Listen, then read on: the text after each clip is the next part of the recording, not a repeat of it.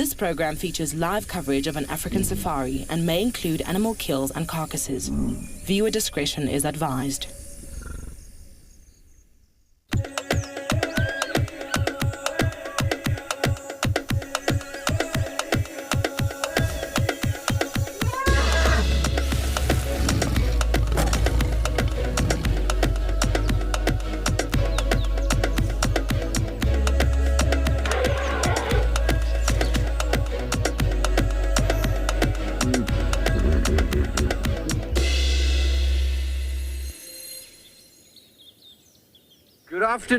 Good afternoon, everybody. Welcome on board my vehicle. This is Wendy. My name is Steve, and I'm joined by BK on camera, and we're out and about in the thick of it here on the Sunset Safari on this lovely Saturday, Catterday, what are we in? April.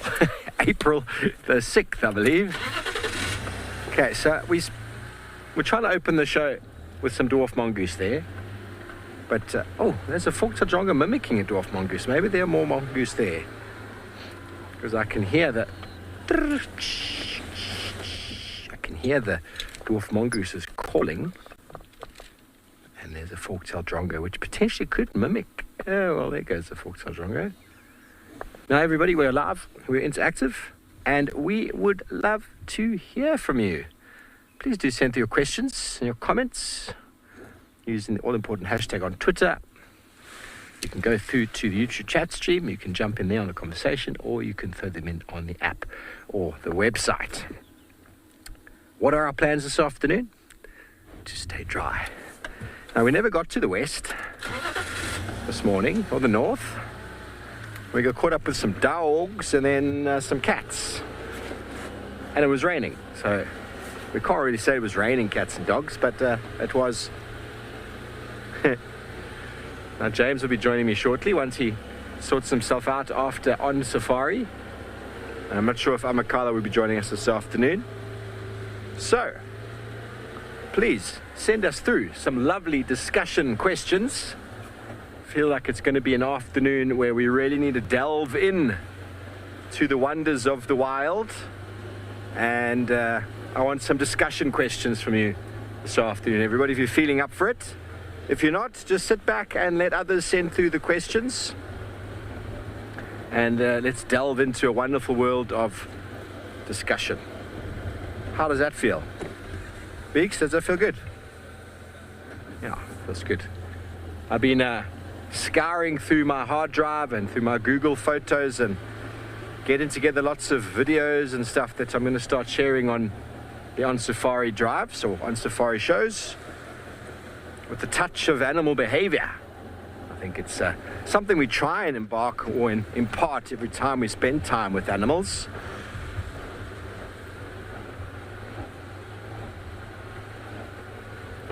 It's nice to be able to pause and play and show you exactly what I'm talking about. Gail, you can't wait for this drive. Let's do it. Weeks. Good vibes. Good vibes. Okay, so what are we going to find? This afternoon started off quite slowly, and then James found the dogs. And then it wasn't that slow after that, for him anyway. We had a pretty relaxed morning with the dogs because they slowed down properly at that point. If we moved 100 meters with the dogs, that would have been a lot. But by the time we found them, they'd been up and around. Up and about, up and around, busy, busy.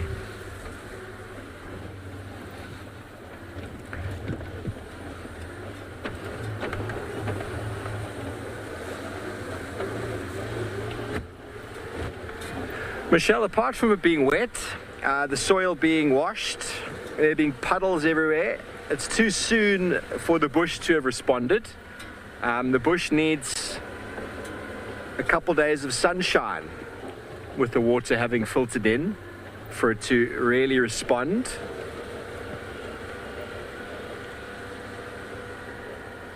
But we will see it shift.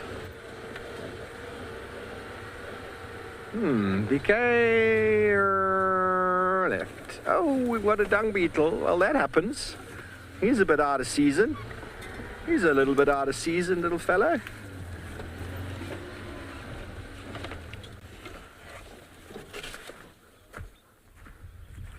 Oh, you're a dung beetle. Oh, you're not exactly a dung beetle. You're one of our ground beetles. Hello. How's it? No?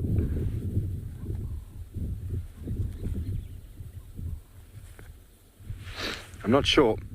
It looks very dung beetle-esque, but it's not. He's on the move, nice 6 legs, solid carapace. It doesn't have, appears, the ability to fly. The elytra, which is where this is the elytra here, the back, that splits open and allows beetles to fly. And this beetle does not have that. The adult flightless dung beetle would look very similar to this guy with that inability to open up the elytra, or what we call a fused elytra, which enables them to sort of hold moisture inside. It's a very well adapted strategy that toki beetles or tenebrinoid beetles use for maximizing the moisture that they can keep within their body, because every time they open their wings, they're giving off moisture and they're also losing energy. Here's a big boy, Darren. You can actually see him next to my hand. On a mission.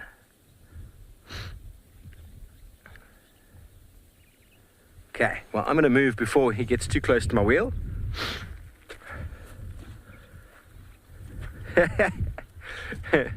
Shelley, well, normally an insect or a bug that can sting you has got the correct appendage to do so. You know, like we all know what a wasp looks like. We all know what a bee looks like. And so some insects are able to bite and some insects are able to sting. And knowing the difference between them often takes practice. This guy over here, he's not going to hurt me. But I'm going to put him out of the road because I don't want him to get squashed. First, he's just going to do a couple of laps on my hand. He's got a very dung beetle-like body. I'm no beetle expert, but he doesn't have the elytra. Maybe he does. Down here. Does it split? Okay, I'm going to go put him out of the road because the road is not a safe place for you. Hello? Here, here's a nice pile of poo. Maybe this is what you're looking for. Okay, we're going to leave him on some poo there in case it is a dung beetle. He's happy as Larry, or should I say happy as Cedric.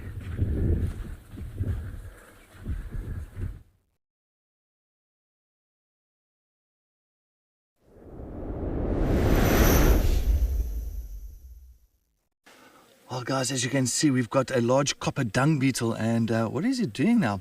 So he's made his little ball of dung now, and it seems like he wants to dig a hole here, because usually they'll try and rather move it into a rather thicker area, look for a decent place. No, I think he's realized that it's not a good place to dig a hole, and this male is now going to go. Is he going to try and roll it back? Yeah, there you go.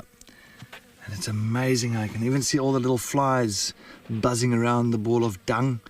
And he's got no female, so what he's going to do, he's going to try and roll it and get it to a nice little hole somewhere, or to a nice soft area, and then he's going to try and bury that ball of dung, wait for a female to go and lay her eggs inside there. But this is called a large copper dung beetle.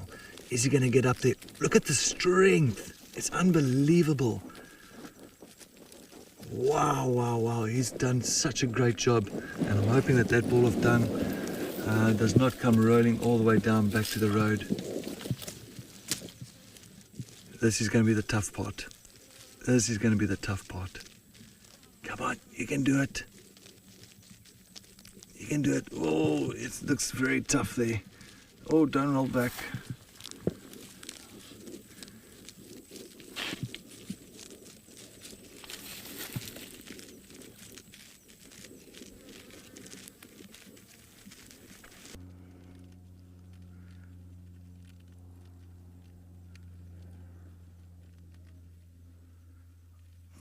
He's struggling.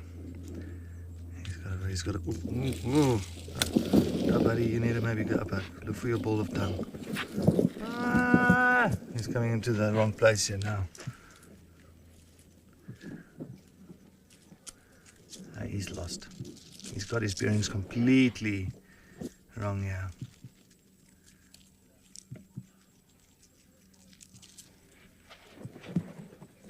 You can do it. Find it. Find that dung. Yes, you got the right. Oh, wrong. Down. There we go. And bye.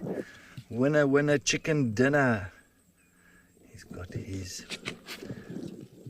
dung ball again. But it seems like he rather wants to dig a hole.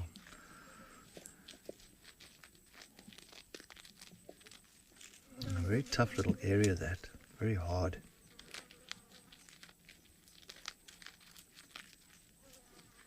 And it looks like some maybe buffalo dung. Buffaloes have moved through here. I think he grabbed some of the buffalo dung and made that nice brood ball.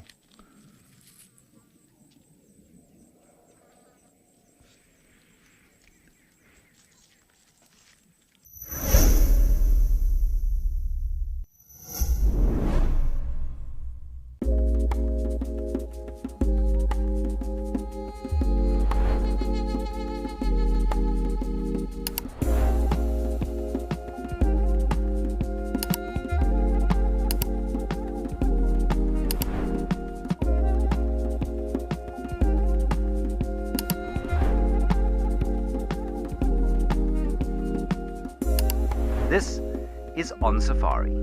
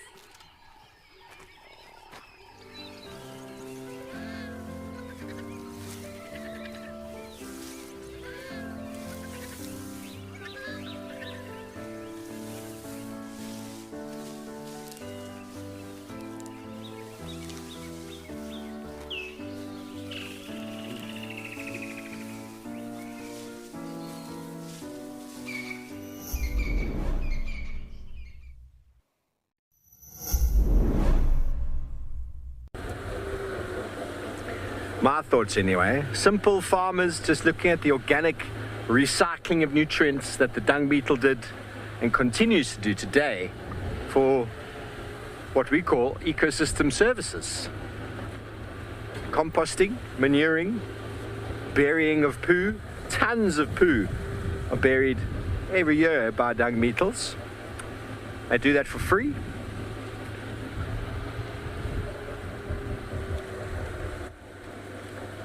So they were probably looked upon by the Egyptians long before the Egyptians were really a civilization. And I thought, these guys have got something going on over here. And then the dung balls, break them open.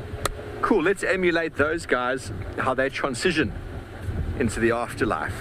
Did you know that, Beeks? First time for you. New story. Okay, well, I think we might find some wildebeest, because we've got wildebeest tracks here. Let's track them.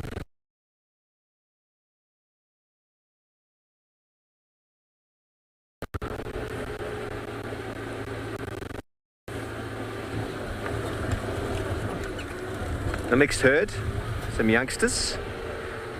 I haven't seen. The great migration of wildebeest have been through the western sides of Djuma. Lots of dung left behind when they move. Hello everybody, welcome back live, and well, might as well, seeing as we've got the tracks over here. How on earth are we going to identify these tracks? Well, we're going to get out and have a look at them. And now many people would confuse, yes, I just hit that bump, would confuse this track for that of a waterbuck. Now it's easy enough to confuse it for a waterbuck. Where's a good one? Here, how's this, Beaks? Is this good for you? Is that a bit too far? First of all, we measure. Okay, it's not huge, it's about the size of my knife. But what is very easy to identify here is how straight the sides are, whereas a waterbuck is heart-shaped. Now the front, this is the front foot, this is the back foot. Now a waterbuck track is very heart-shaped. This one's much more heart-shaped, but a wildebeest track is very square at the front. But notice the front and back foot, where they are situated.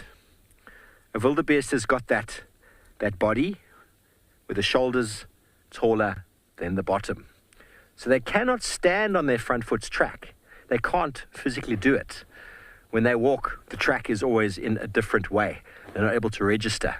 Whereas a waterbuck, they're quite square, almost like a kudu. They very commonly stand on their front foot's track, whereas a waterbuck does not. Okay, so, and also because the wildebeest do lots of scratching and digging, the front of their track gets a lot more square, whereas a waterbuck track stays very sharp, like a heart. They've even got it in their nose. The waterbuck heart. I think we've seen that. Theo, I haven't seen an animal covering their tracks. Some animals will cover their dung, so we do refer to track and sign. So dung and scrapings and scratches on trees and branches breaking, this is also a called sign, because it's a sign left by an animal. So there's a number of animals that will bury their dung: aardvark, steenbok, wildcat, the serval. We don't always know exactly why. We have theories, but I don't know yet of an animal that physically covers its own tracks as it moves. Only us. We're the only ones who know how to backtrack or how to cover our tracks. Well, some of us do anyway. BK, do you know how to cover your tracks? You do, eh? Yeah? We'll see tomorrow. We'll put a test on it, see if I can find you in camp. It's quite a funny thing. Years ago when I was guiding at a lodge, we had quite a nice long big sort of area where we walk around between our houses and between sort of the kitchen and all that. I found my friend not in his own room. I found him in someone else's room and I tracked him. When I found him, he's like, "How did you find me?" I said, "I tracked you." He was like, "What? This is crazy." But anyway, we can do these things. We're a little bit mad, aren't we? But anyway, I'm a little bit mad, but I think someone else who wants to join us this afternoon and drive, James Hendry, is a little bit madder than I am.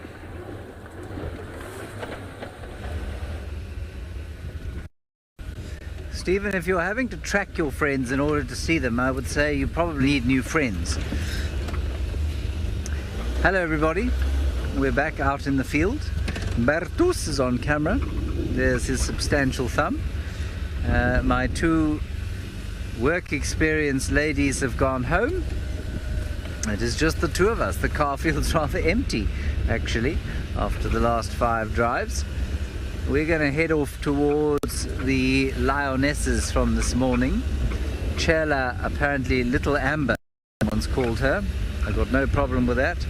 I know that there's been some fairly vociferous arguments on social media about how dare these animals be named without a general committee voting consensus. Anyway, I don't really, I can't bear to engage with these things anymore. So Chela, Little Amber and the young lioness from 2021 is what we have. Oh, Tritty's love, you say it's a chilly catter day there on the West Rand. The West Rand, for those of you who don't know, is the western parts of Johannesburg. Kitty's love, right, like a small kitty, Kitty's love. Thank you, Jarrett, for that. Jarrett's directing the show this afternoon. I've had friends in the West Strand at one stage of my life, believe it or not. Johannesburg is a vast place. I would say one of the nicest features of the West Rand is that Walter Sisulu Botanical Gardens, where the black eagles live. There's an amazing Africam camera there that they have, which overlooks a black eagle nest. I think this year their nest has been quite nicely hidden from their perspective, but not great from a camera perspective. But you can check it out on africam.com. And that is in the West Rand of Johannesburg, probably not very far from Kitty Love.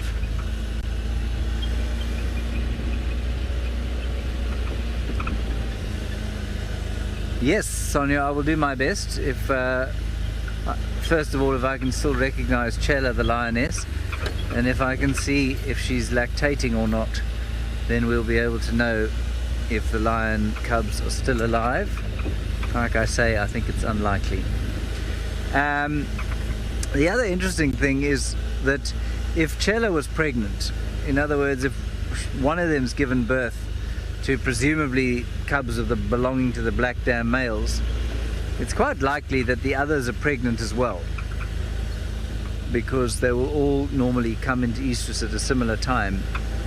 But what is slightly disturbing, of course, is that although I know Cedric has described the black dam males as dominant in this area at the moment, they may have nominal dominance, but I would say it's no sure thing.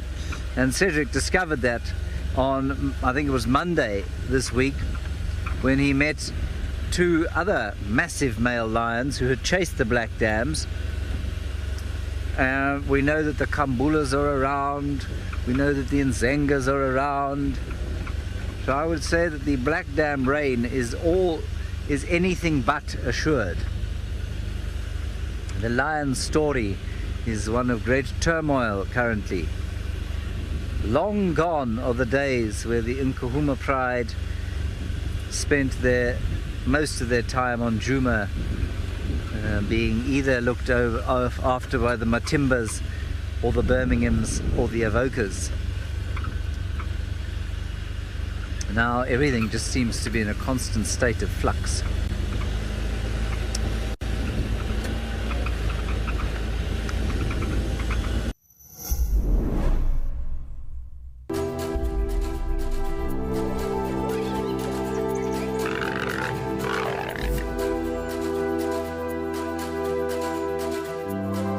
This morning we did have some lions. Cedric's probably going to follow that one.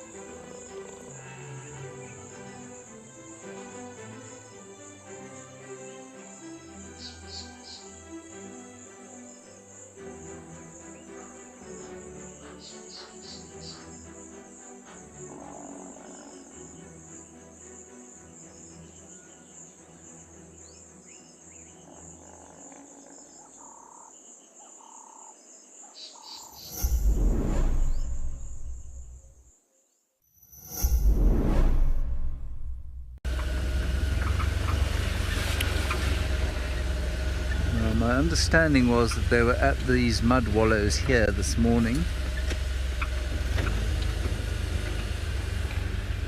Please be here, lions. Bertus, if you see a lion, please say, "There is a lion." Will do.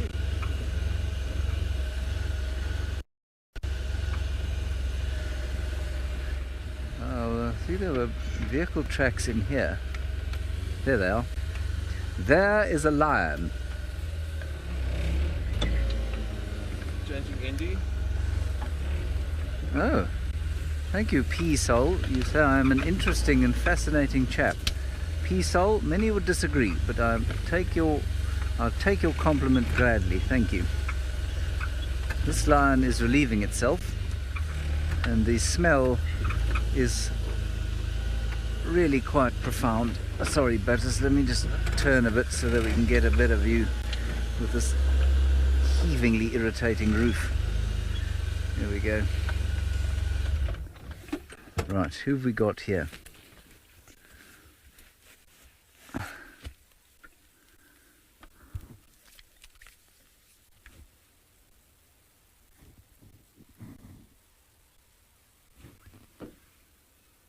Now, I don't know who this cat is. I'm guessing actually that it's Chela. Because it's an older lioness, but I can tell you that I think she's been mating again. And I say that because she's got red on the back of her neck. She's been bitten there a number of times. She has just made an incredible... Yeah, that's Chela, I think. She has just made a profoundly disgusting mess on the ground, and she's now about to lie next to it.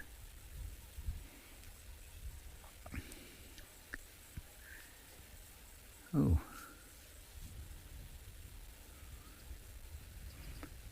In need of a good feed? Definitely. And now so close to the vehicle, she's limping. I can't tell if there's any suckle mark. No. So what I'd say is that cat has got milk pouches that are relatively... Let me just have a look here. Now, unfortunately, I don't have a monitor. Can you get in on her teats, or shall I go back a bit? I need a little bit of space, please. Let's go back a bit. Well, you lay there. Don't look at me like that. Wait, I'll go around a bit, and then you'll get a better look. There. How's that? Is that okay? Yes.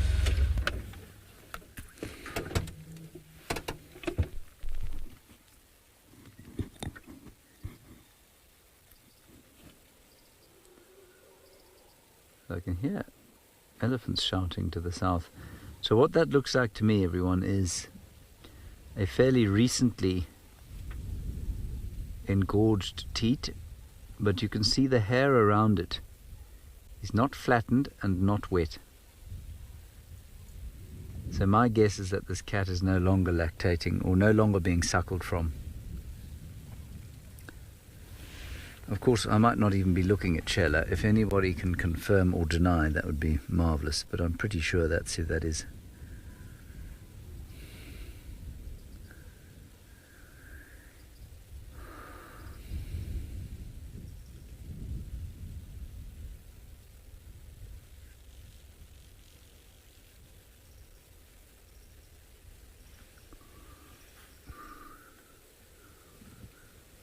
Yeah, so 3 of them here, one now sitting up in front of us, the other reclining in what looks like a fairly comfortable bed.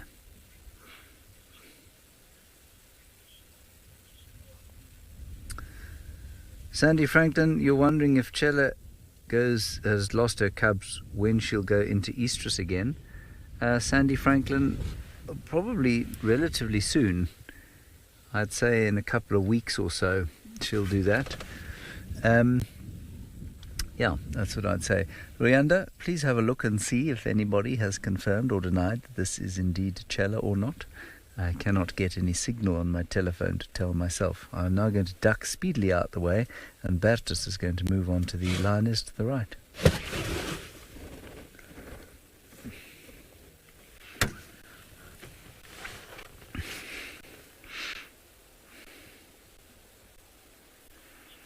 Right, Giraffe Girl, you say you reckon this is Chela. Well, you're probably better at this than I am. I'm no good at identifying these animals. This is definitely an older lioness, and she's definitely recently been suckling cubs, that's for sure.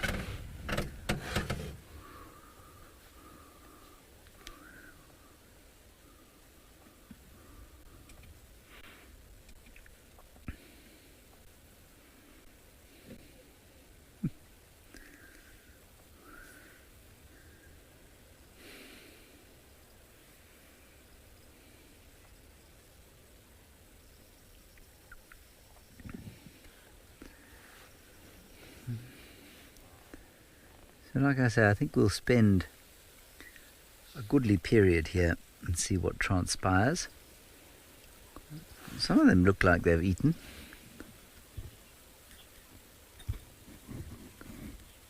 Yeah, Itzy, I would agree. You say now it's time to heal for Chela and go out and get a good meal. So, as I said, she's got bite marks around the back of her neck, which is a classic indication of mating. So maybe there has been some mating already.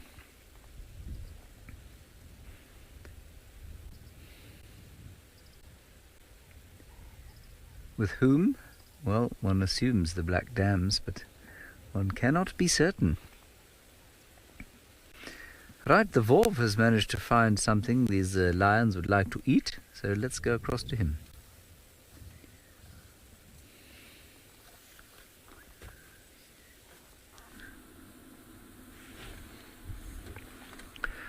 Thanks, James. Well, good luck with your lions this afternoon. This herd of impala was alarm calling, and we followed up, and half of them were on one side of the road and the other half were on the other side of the road, and they were alarm calling towards each other.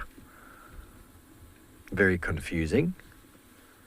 But what we have now is the male in the middle, to the right. To the right there, Beaks. He's coming through the middle, and he's slowly but surely filtering out the young boys out of this herd. One at a time, he's picking them off and chasing them away.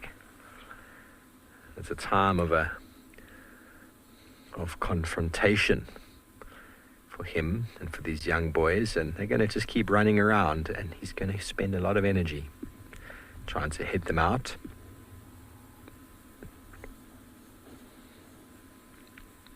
We find ourselves on an aptly named piece of ground called Impala Plains, which I struggle sometimes to understand where they came up with the name. But in amongst this herd, when we arrived, we saw the little baby impala. I don't know if it's the same one I saw last stint. Let's quickly go to James.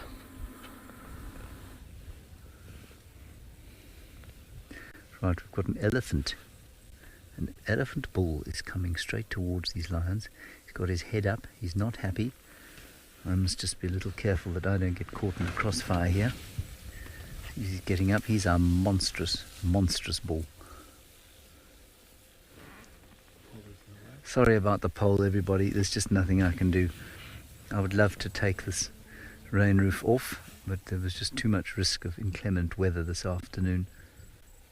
And I don't want to move just yet. Yeah, this elephant is displeased to see lions. I just don't want him to be displeased to see us.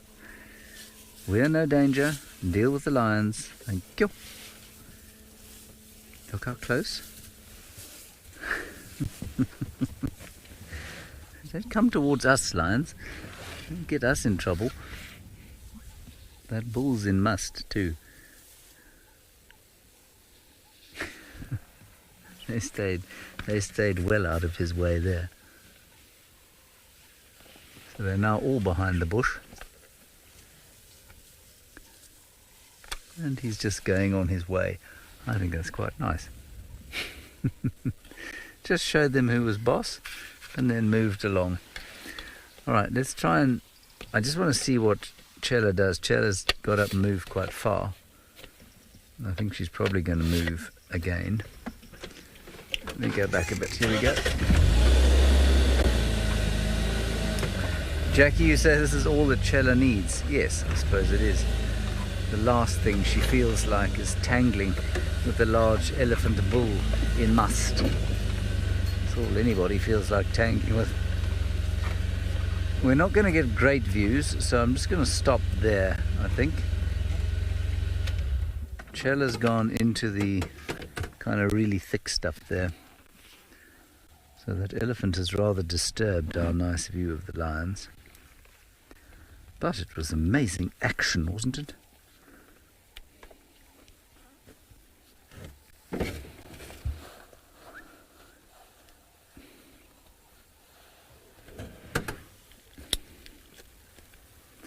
I was just about to look up a frog on my app, but I can hear one clicking away. I think it's a common caco or caco.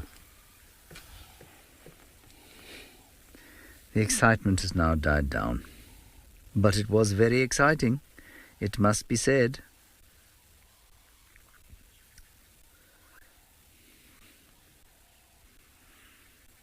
Now let me see if I can find that frog that is calling. Clickety click click click. Clickety clickety clickety click click.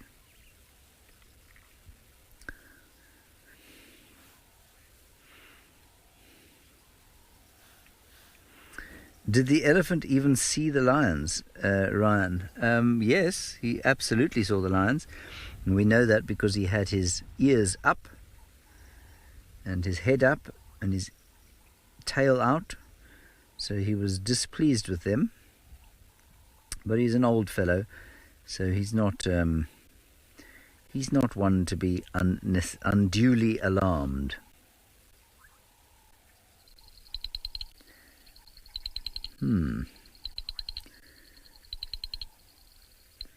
So I think we've got a Butka's Keiko calling.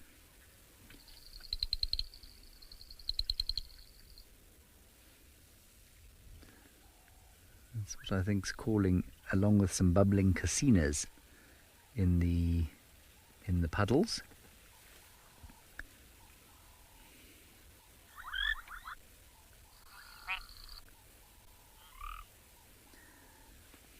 Now the lions are just playing gently with a white berry bush, as one does of a Saturday evening.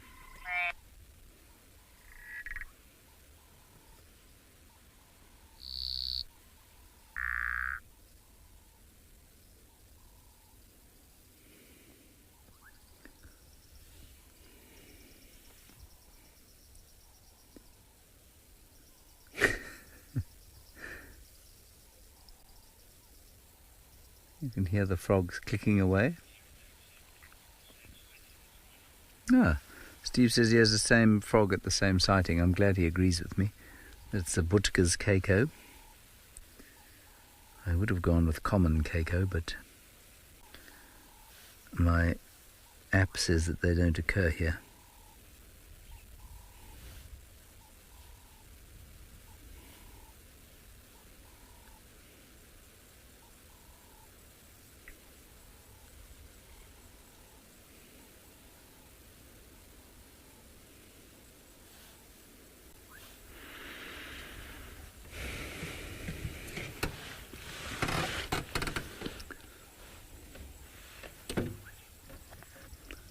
Oh, Donna, I'm afraid I couldn't begin to tell you how many litters Chela has had. No, I don't know. Donna, between 2015 and 2019, these lions were here so often and so frequently, and we spent so much, and so was I, and that we could easily give you that sort of information, but I have no idea now. But I do know that there are viewers who have kept amazing records of these lions, and I'm sure somebody will be able to tell us how many litters Chela has had. Quite a few is the answer.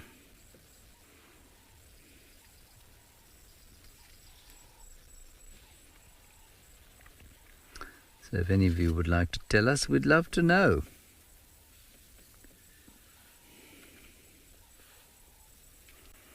A bit of yawning going on. So I'm assuming that the little amber eyes is, and I saw exactly why she was called that. I'm assuming that she is the late Amber Eyes' daughter, and the other one is the young 2021 lioness, who's now just over 3, or about 3. That's that one there. High action here at the lion sighting. Shoo, look at that, moving off. Possibly to smell the foulness produced by Chela and add to it. Yep, Giraffe Girl, you say at least 4 litters. Thank you for that.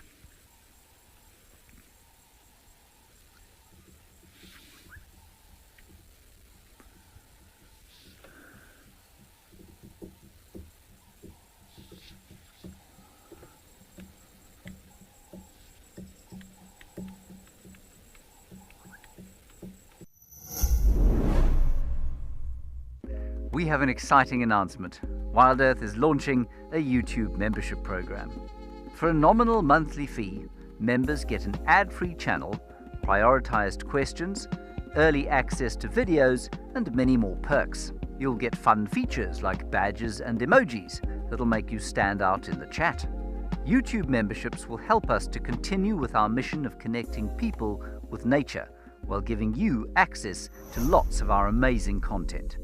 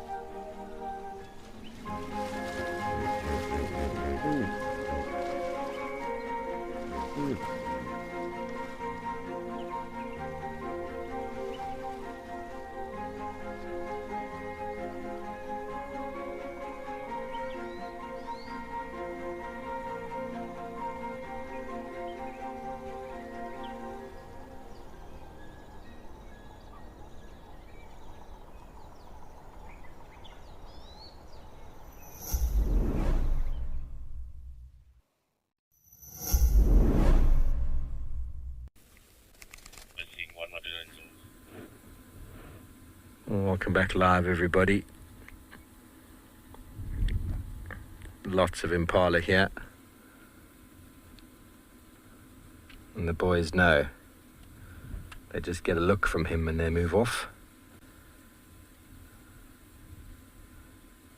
And they want to hang out in these groups because there's lots of eyes and ears and it's safe for them and they're familiar with the group. They're going to have to start forming their own little small bachelor herds so as to maintain some safety.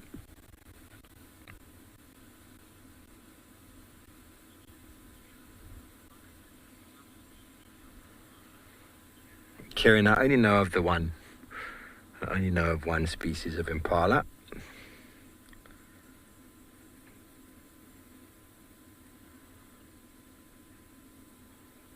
Melampus marsupialis, if I'm not mistaken.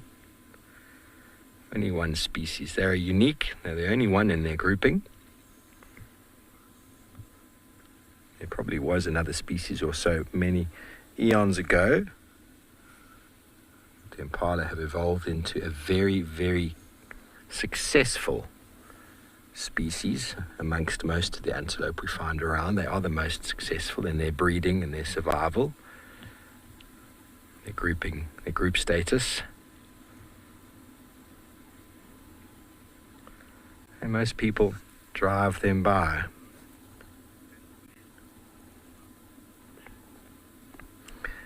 Logan, the best looking antelope in the bush. They are very pretty antelope, they really are.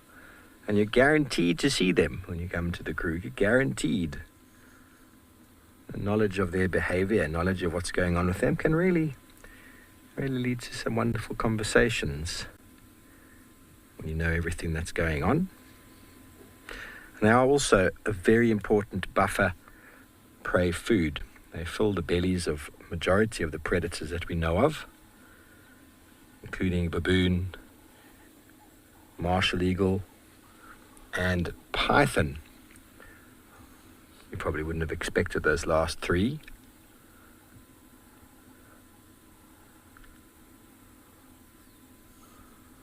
This takes the pressure off many of our other species.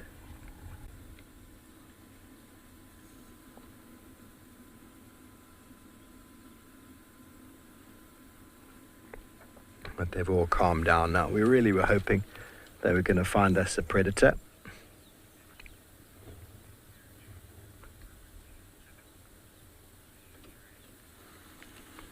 Dean, lions will demarcate, rhinos will demarcate their territories after rain. As you said, leopards will.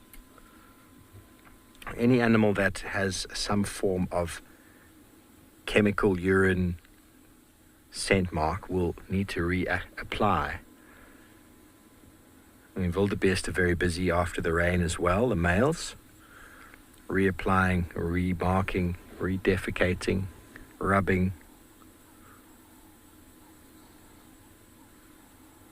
I often find the birds waking up after rain and calling vigorously,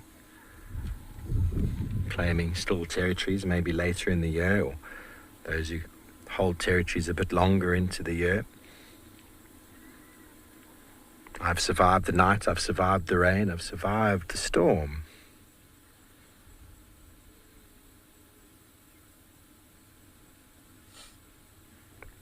And after rain, you quite often find another potential emergence of insects. Sometimes the life cycle of insects is cued by the rain, so even if it's still the same season, eggs have been laid, insects have maybe died after laying eggs. Rain, like what we had last night, can sometimes stimulate the re-emergence of a number of insect species. And frogs, of course, go crazy after the rain. It is their happy time.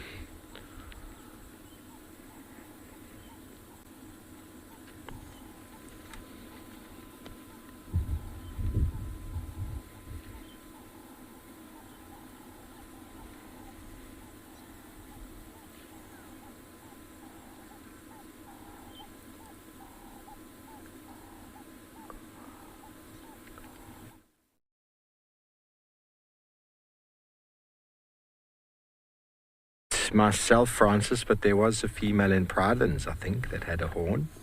You saw her, BK? Yep, I saw her a couple of times. I think I might have actually seen her as well. I can't remember if it was watching it on a show or if I physically saw her. It's not common. It's not common.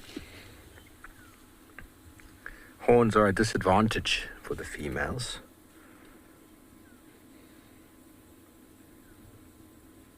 And when the males see horns, they push that out. So she probably would get pushed out every time. The males aren't really looking and going, hang on, you're a man, you're a boy.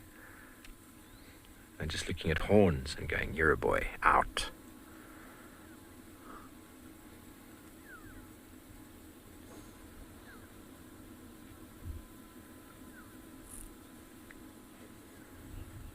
Okay, well, we're going to move on from Impala, see what we can find down the road, and James is still with his flat cats.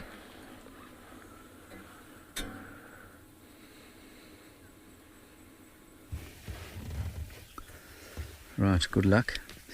Here we go, everybody. We've got some movement here. Chela is asleep, but one of the others is moving. She's a good-looking lioness, that. She's also got blood on the back of her neck.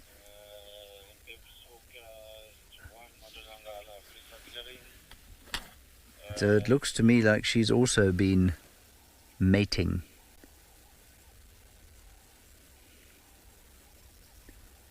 They're not very restful. They've been moving around quite a lot. And I don't know why.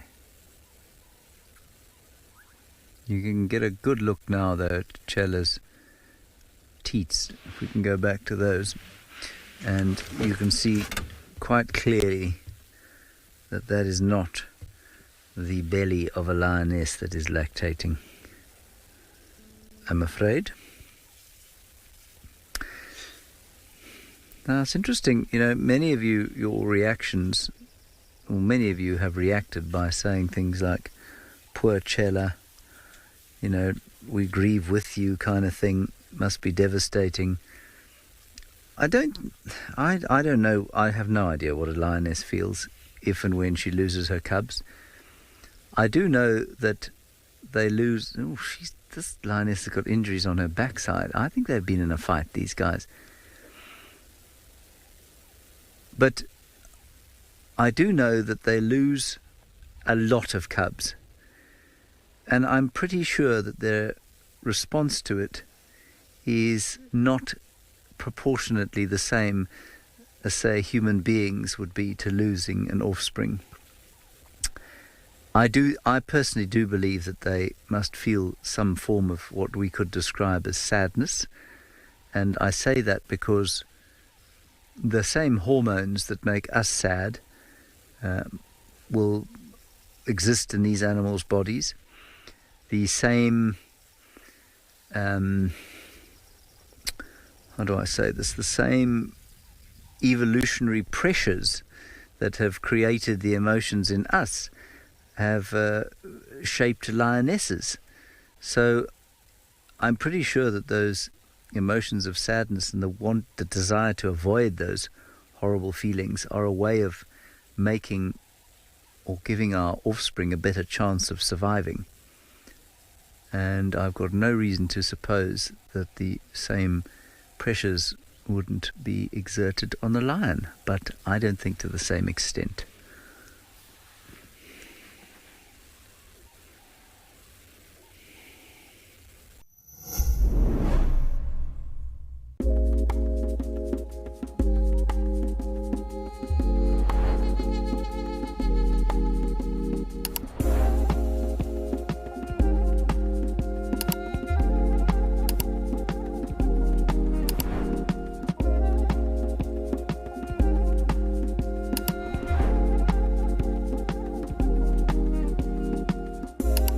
This is On Safari.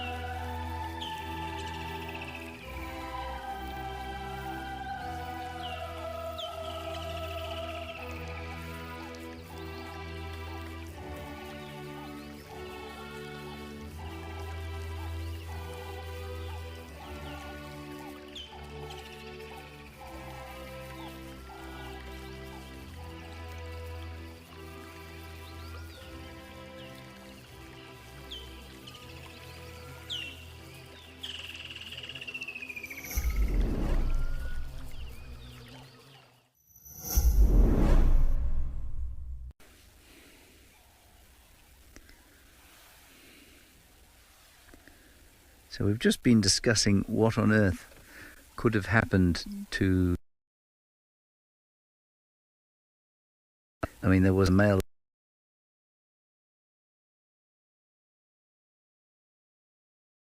and then buffalo, hyenas, leopards have been through that area. So, yeah, I haven't. But I can tell you, negligence 0 now.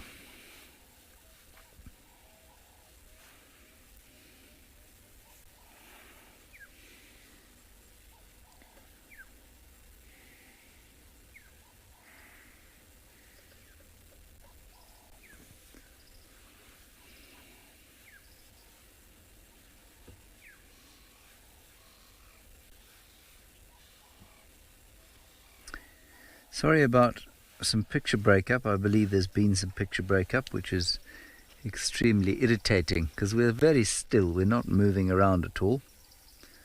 So I'm not breakup.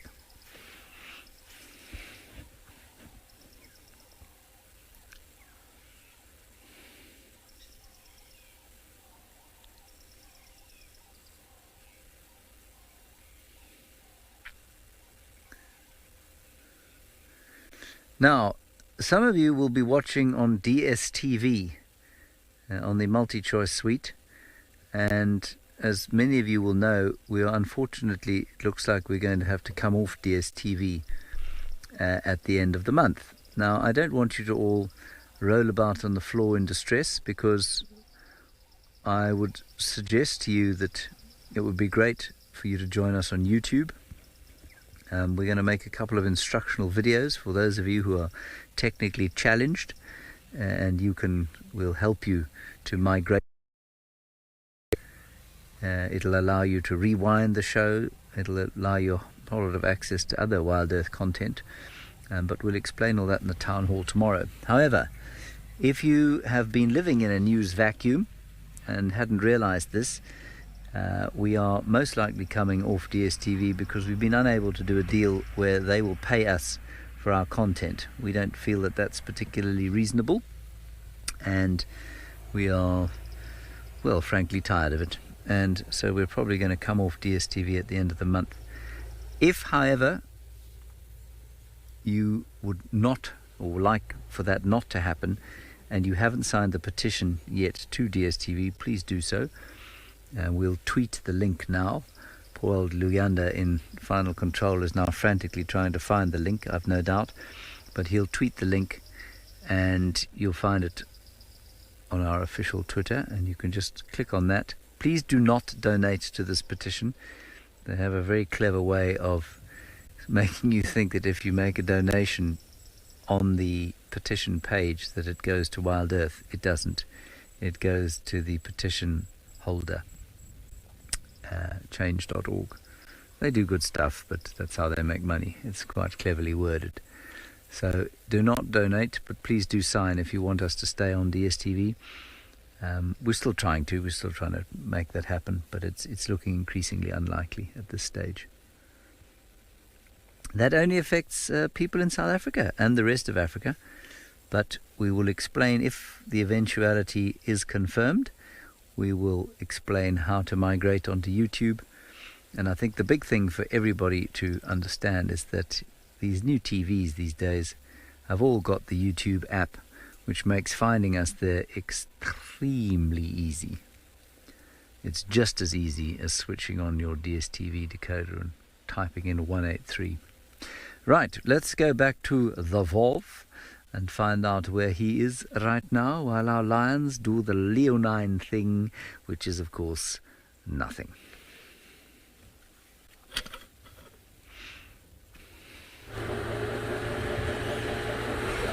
We are on the move, James. We're on the move. Just driving down through the heart of Djuma now.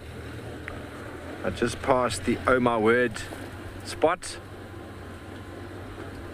And we didn't check this area this morning.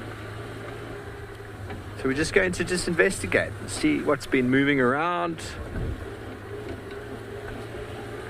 The road was washed clean of tracks last night, and there's almost nothing on some of these sections.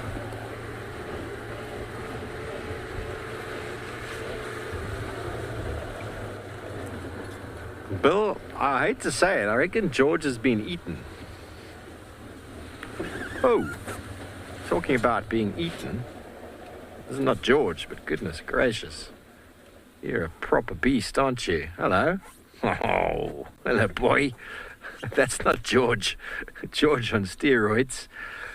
Bill, Buffalo Bill, right on time. Bill, George has not been on quarantine since I've been back. That's the open air around our camp, and it's unlike him to not be there.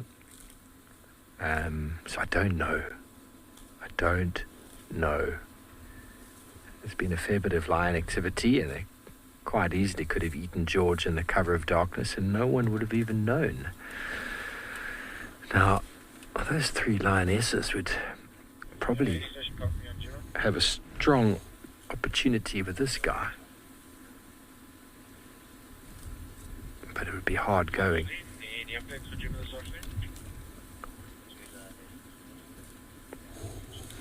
Look at that, he is a beast. Now everyone, this morning I was talking about comfort zones, warning zones, and all those sort of things. Right now, you can see that this animal is completely relaxed. Now he's alert, he's got a very wonky left eye. He's constantly feeding. Okay, so he's relaxed. A buffalo that is alert normally looks at you and shows its nose. And a buffalo that's warning might thrash its head from side to side. Yes, you. And then a buffalo that is in a critical stage might run at you or run away. Those are the 2 situations. It's really one or the other. Let me just try creep forward. Jackie, you said, George, look at you, you've grown. The best way to check relaxed nature of an animal is to start your engine. And that's a very good way to see if they respond to your engine starting. Before you move anywhere, start. If there's a reaction change, switch off the engine.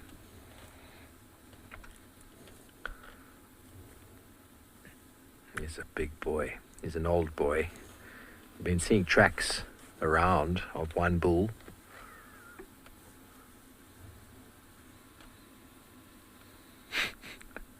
Oh my, George, you've grown.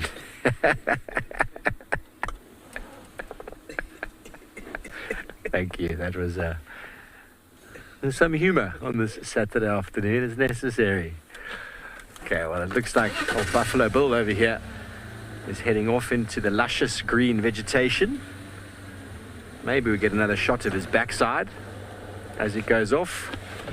We're not going to follow him. He's got a couple of oxpeckers on his back, riding the buffalo train. Very easy to identify them as the red-billed buffalo weavers. Red-billed oxpeckers. Where is my head? Where is my head? And they're gone. See, they're like, I'm not a buffalo weaver. You might thrash that little shrub there. They do it quite regularly. Thrashing of the shrubs. It's one of the signs that buffalo leave behind. The signs buffalo leave behind are tracks, urine, and the male has a way of his penis sheath sort of moving around like a hose pipe. So it gives it like really as if you had a hose pipe on the ground. He leaves that sort of marking. And then dung, obviously solid patches or piles of dung, or normally healthy individuals. And then older buffalo like this one, they don't have, they've almost got a runny tummy. They don't have the same ability to just sort of pass a solid stool. They give off little blotches of it.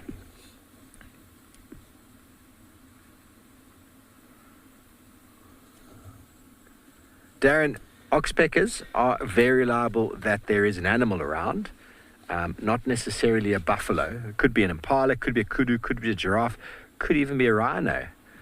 But hearing that, when we go on walks, when you do training with walking, every time as a student you don't identify an oxpecker you lose 30 points out of 150. So they just tick off points every time you don't do something. So if an oxpecker flies, just say, ooh, you don't even have to say anything, you just point, oxpecker. And that means you know that there's potentially an animal there. It doesn't have to be a buffalo, but when you're on a Trails Guide assessment, you have to see every animal. You have to know every animal's there. And if there's an oxpecker and it flies over your head and you don't even notice it, you get minus 30. So 3 oxpeckers, you miss 3 oxpeckers, you potentially fail. Goodness, how did he turn around like that? He just suddenly was around. So, yes, I have been saved many, many times in my life by oxpeckers. Because if an oxpecker explodes out of the bush, yes, it might be an impala, but it's worth not just going straight through there. It's worth being aware that there is a big and hairy there that could potentially be dangerous, could also potentially be harmless. But they won't fly off of elephants. And obviously larger flocks are often associated with larger animals or larger herds. And lone buffalo bulls, everybody, don't always have oxpeckers because they're on their own. The oxpeckers don't always find them. Oliver, I'm not sure. I've never seen predators do that. I've most certainly seen them follow vultures. I've seen them respond to vultures, but I've never seen them respond to an oxpecker. That doesn't mean that they don't. It's not something I've experienced. Well, thanks, Buffalo. That was a nice surprise. I knew we chose the right road to come down. Hey, Beaks. Yes. Shame he's all on his own, though. Fair pickings for the Lion Pride.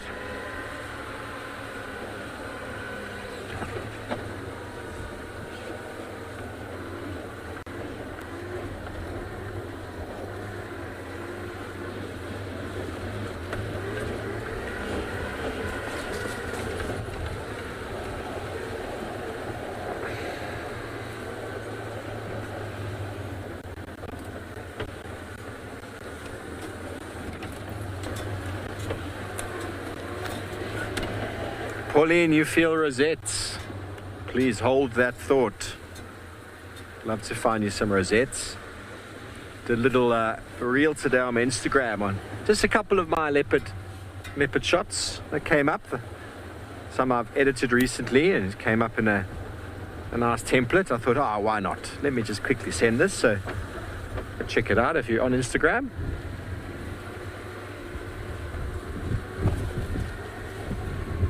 Nice to spend time with leopards. I've been in this area this is my 6th year, and I've been incredibly blessed to have spent as much time as I have out and about and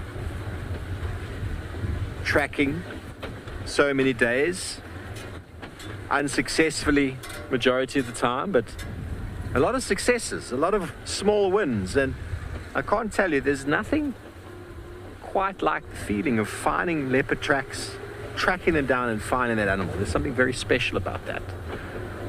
And I've been really lucky and privileged to have been able to witness the secret life of these cats, of these big secretive cats. I mean, a lot of my friends that I talk to have never even seen a leopard in the wild, never even seen one. I've seen more than 40 individuals here in this area. It's a lot of leopards, countless sightings, I can't even count, and I found myself very lucky to be in the right place at the right time so many different times.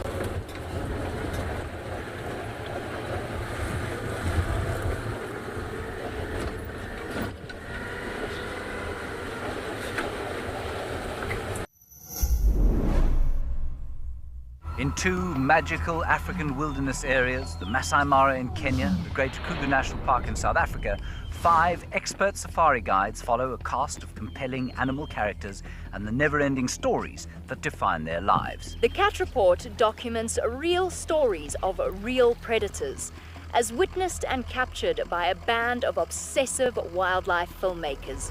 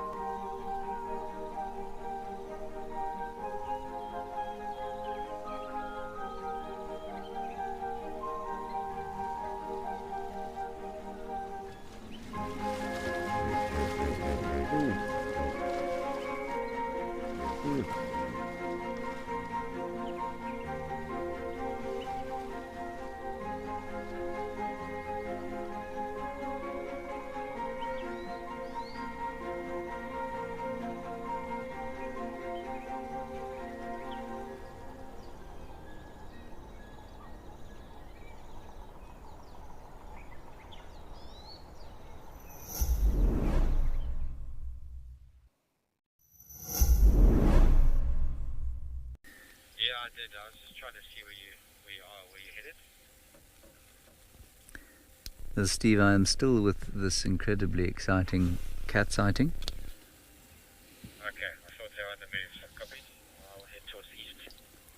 No, there is nothing moving here except one or two bellies and the odd ear. Steve just asking what's happening in this part of the world. He thought they were on the move. They are not.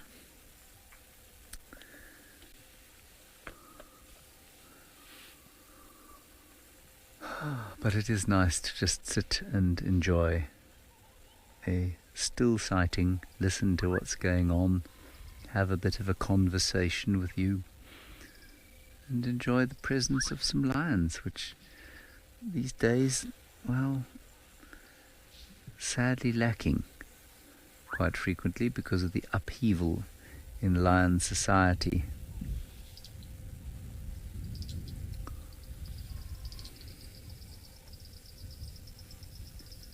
Ooh, the cacos are going crazy.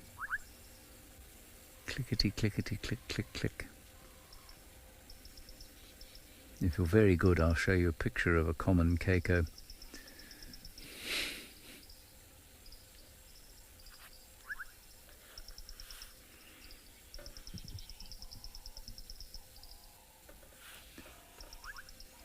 Now, welcome back to those of you who've just rejoined us. As you can see, we have not moved from the really quite anxiety-inducing, adrenaline-surging lion sighting that we're having here. The 3 lionesses of the Nkuhuma Pride. A small portion of the Nkuhuma Pride here on Djuma. All sleeping together. Fascinating. A couple of Butka's cacos clicking away in the background, some bubbling cassinas, and one Cape turtle dove.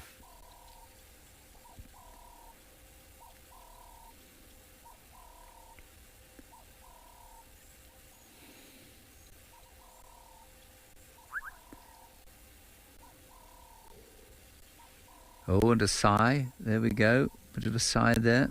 Quite a lot of ear movement. I think we tried an art shot with a close-up, did we, of the foot? Yeah, that was great. Excellent. The 3-lobed foot you can see.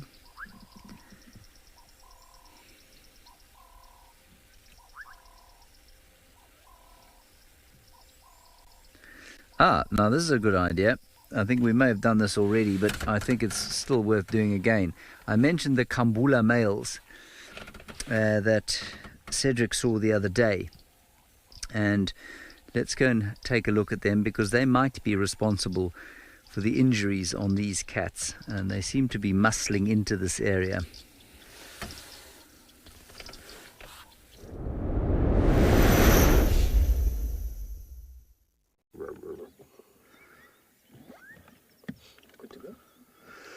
Alright, as you can see, everybody, we have found one male lion just south of Baobab Dam on a sandy patch. And after all that commotion from last night, all the male lions roaring around here on Juma, at least we found one male so far. And it looks like one of the Black Dam males, so one of the dominant males that pretty much roams this area. I don't see his brother, so he has been singled out here for some reason. Not good, especially with a coalition. You want to stick together, very important. If you start splitting up from one another and you've got other coalitions coming in the area, you want to be together, because as soon as you apart from one another, then you are quite vulnerable to the other males. So let's hope that his brother's fine. Let's hope that there's no other conflict that they had with the Kambula males, because the Kambula males did come north. So that is where the spanner has been thrown into the works. It's 4 male lions, the Kambula boys, and they have come north from where they were yesterday into Juma. And I think they might have been pushing these guys around. They might have been chasing each other around. So, yeah, but we will try and follow up on the rest of them this morning.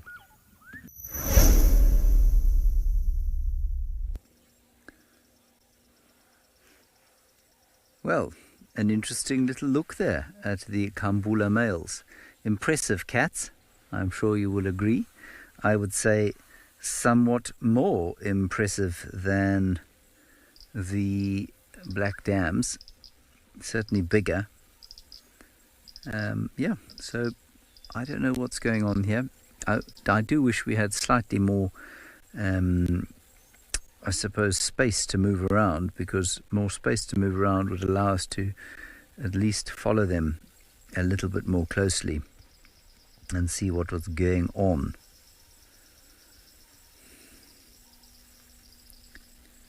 Still, it's just nice to spend some time with them right now.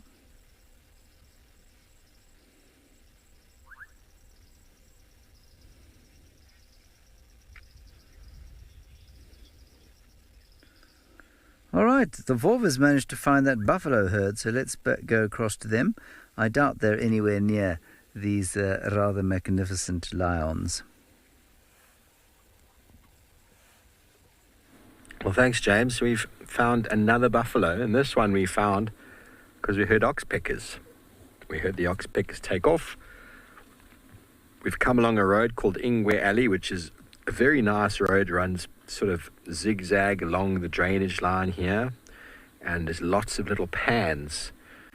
And I was thinking to myself, let's see if we can find some more buffalo. And well, there he is, different buffalo. He's a little bit better condition than the other boy. There is the oxpecker on his back, and he was in the little mud wallow, well, his bottom was anyway. I thought it was anyway. It doesn't look very wet.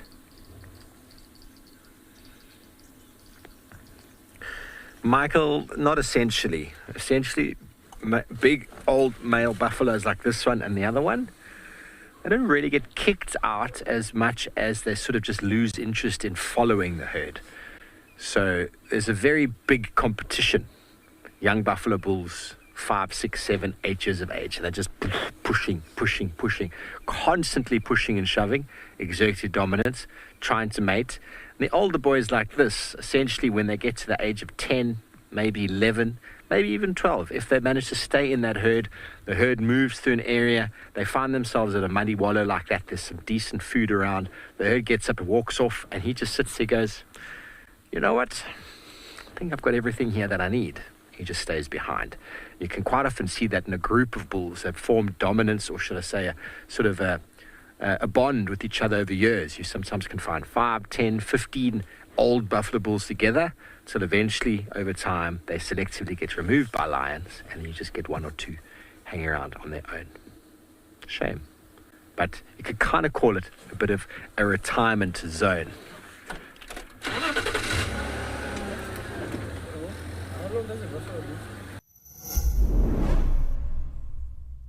We have an exciting announcement. Wild Earth is launching a YouTube membership program. For a nominal monthly fee, members get an ad-free channel, prioritized questions, early access to videos, and many more perks. You'll get fun features like badges and emojis that'll make you stand out in the chat. YouTube memberships will help us to continue with our mission of connecting people with nature while giving you access to lots of our amazing content.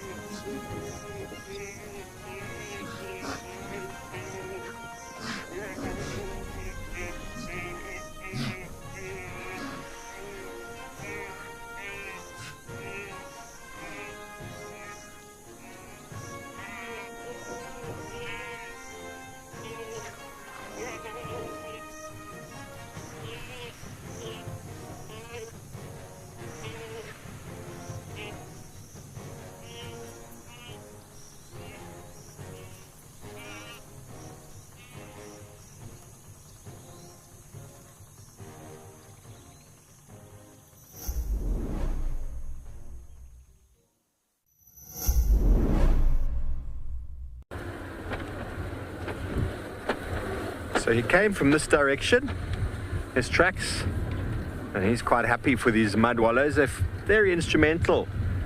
Parts of rhino territory, buffalo bulls love it. You know, the dominant bulls in a buffalo herd are the ones that wallow. The younger bulls, or the lower status bulls, aren't really allowed to. They'll get displaced by the dominant bulls. So I suppose when you've been the dominant bull in your herd and it starts getting to that point where you're now losing status, you want to stay in your own mud wallow and be like, I'm the king of this mud wallow and no one can do anything about it. Especially when it's hot. It helps with the ticks as well. When you got a big body like a buffalo, their ticks are rampant.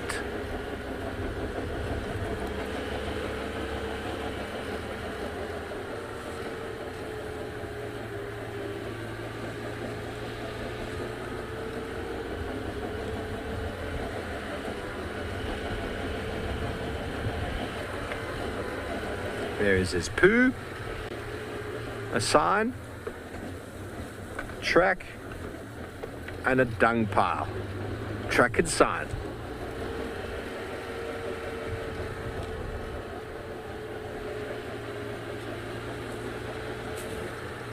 Well, everybody, you're back live with us here as we just bumble along and explore the heart of Djuma. I'm going to go have a look at Gowrie Dam quickly.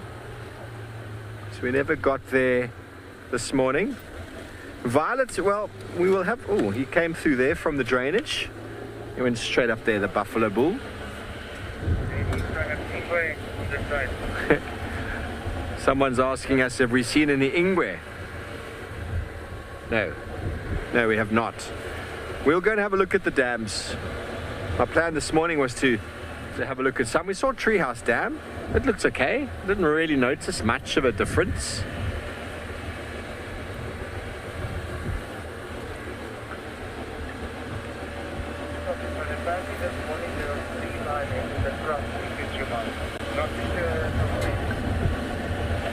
What do you got, BK? Oh, BK got excited and pointed in front, and ooh, I'm gonna go check this pan system just over here. Let me go. I'm feeling a little bit lucky. I'm feeling like we need to check this pan system. Are you all on board? You're gonna join me, right? You actually have no choice because you're there and I'm driving. But you do have a choice. You can say, no, Steve, don't check the pan system. I just won't hear you. And Luanda, who's now directing, he will just ignore your complaints about telling me not to go there. Because I know all of you are as amped as he is, as amped as BK and myself. And ooh, what's happening? I can feel it, Beaks. Something is about to happen. Something's about to happen. What's about to happen? I have absolutely no idea. This little pan is full. One of my first wild dog sightings was here. I used to have Tundi here regularly. The Mawati drainage is just there.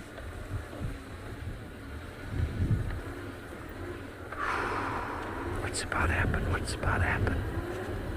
Get that sort of like anticipation feeling. Everyone's on the edge of their seat going, what is he going to see?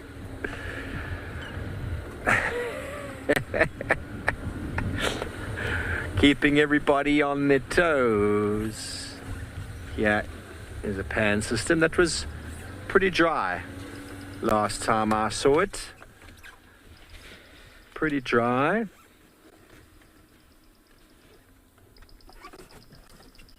And the Kako frog is excited here as well.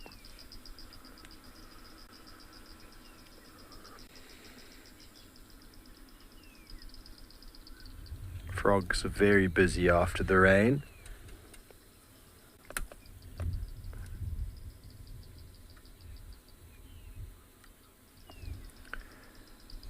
Okay, well, we're just going to scratch around this area and see what was getting me all excited. And while we do that, let's go see how well James's lions have digested.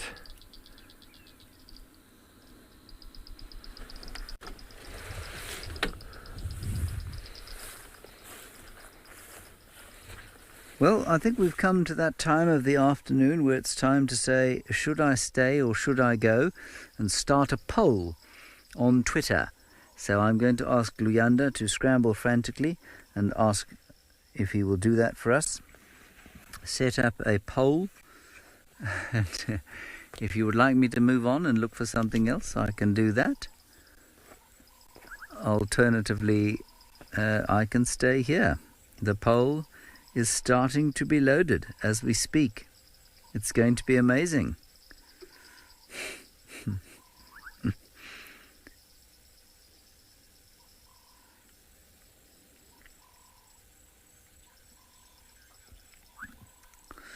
Apparently Jarrett, who is on the social medias or on the socials this afternoon, is trying to figure out desperately how to use Twitter. I'm sure he will do it. He's relatively young. He's not as young as he likes to pretend he is, but he's relatively young.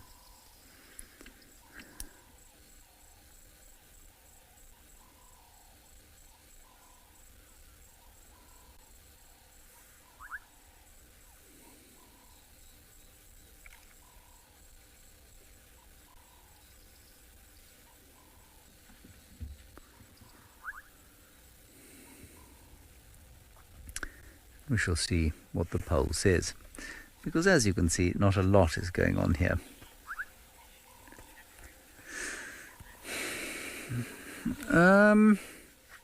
Canine girl, will most elderly animal species separate themselves from the rest just before they shuffle off this mortal coil? No, not intentionally, no. Elephants do, but we think that that's largely because it's just easier for them not to move. I think a lot of animals don't necessarily separate themselves, but become too weak and decrepit to keep up, those that live in groups anyway, and then solitary species like leopards will just try and hide and stay away from everybody. Right, the poll is up and online, and it will run for 10 minutes. In 10 minutes I will find out whether I should stay or go.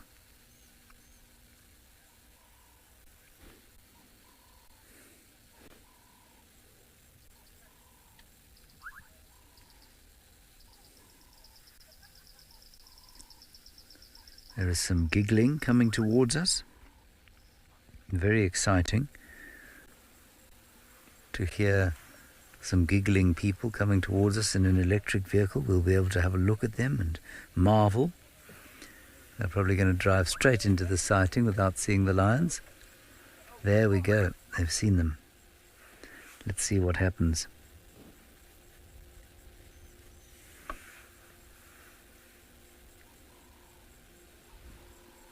There we go. The moment of discovery has occurred.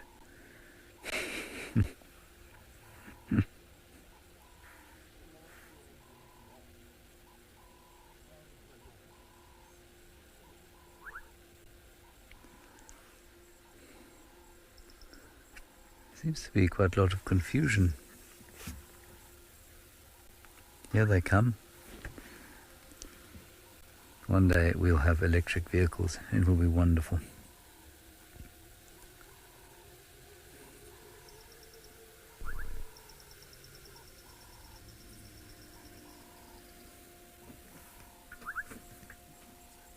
Hey, ikaw minsan.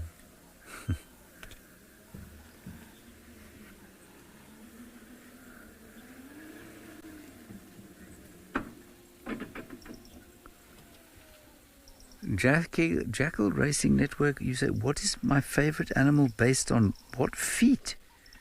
On feet? In other words, which animal do I think has the best feet? Is that really what you're asking me? Gosh, well, Jackal Racing Network, the animal with the best feet. Well, I mean, if we're going for some simplistic elegance, I suppose a zebra foot is simple and effective. Design not very complex. A cat foot is quite a classic sort of a foot to have. The 3 lobes, the exploded sort of front toes separated from the 3 lobes at the back. So a cat foot is good. Then you get more sort of complex feet, like those of a rabbit, for example, which have the traditional arrangement of pads, but are complicated by a whole lot of fur around them. So those are impressive feet. More intimidating feet would be those of an ostrich, which, if you are not initiated, you might think you'd find the feet of a velociraptor or some such, if you happened upon them. Yes, lots of different feet out here. Foot fetish is not something that I've ever really thought of before. Really. Thank you, Jackal Racing Network, for that question. They say you often learn and hear new things, or in fact that you learn something and hear something new every day, and there is one such example. I can hear some long-billed crombecs absolutely losing their minds next to us, and I wonder if they haven't suddenly woken up from a Sunday afternoon snooze, seen these lions and thought to themselves, oh my, look, there are lions just outside.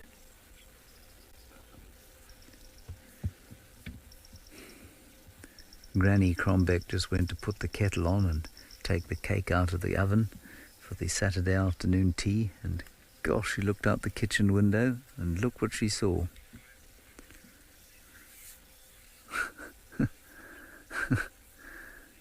Right, amazing sort of vote here. We have a very representative sample of our audience where 6 people have voted. It would appear that, I'm not sure how you got to those numbers, 55% say that we should leave. 106 people have voted. 106 people. 55% of you say leave. 45% of you say stay. So I guess we're going to leave. We'll come back though. We're just going to do a little loop around and then we'll come back and see what's going on here. But let's go across to Treehouse Dam because it's not far from here, and we'll go and see if anything's there, and then we'll circle slowly back to this area.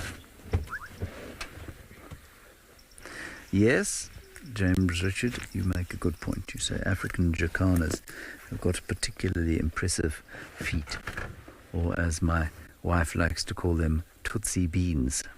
Don't know where that comes from.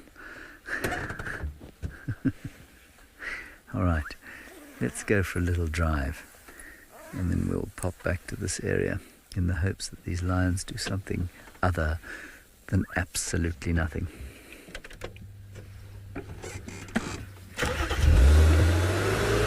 It's all over, Bertus. Our lion sighting is complete. It's going to be quite tricky to leave currently, however, because there is now a vehicle on the road to leave. Let me see if I can get round behind them. He's very kindly said we can go past him.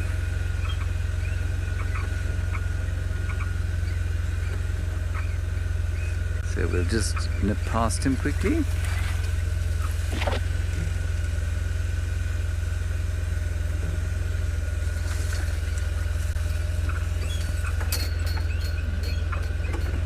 Sorry about that.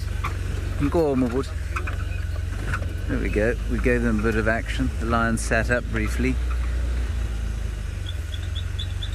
Yeah, Ricky H, it is nice to see frogs up close. Disappear. We relatively frequently have a look at grey tree frogs or foam nest frogs, but other than them, it really is quite tricky to get a good view of a frog, because if you're anywhere near water, if they perceive you being around, they will just disappear. So while we can hear them a lot, it's difficult to see them. Right, let us pop down to the water. Perhaps there will be a leopard there, who knows? Perhaps 55% of you. I'm going to guess that 55% of 106 must be 50,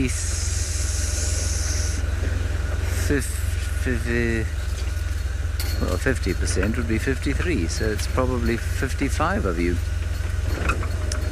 Right, let's go back to the Wolf. He's made his way to another waterhole where I don't think there's a leopard, but he'll tell you about that now.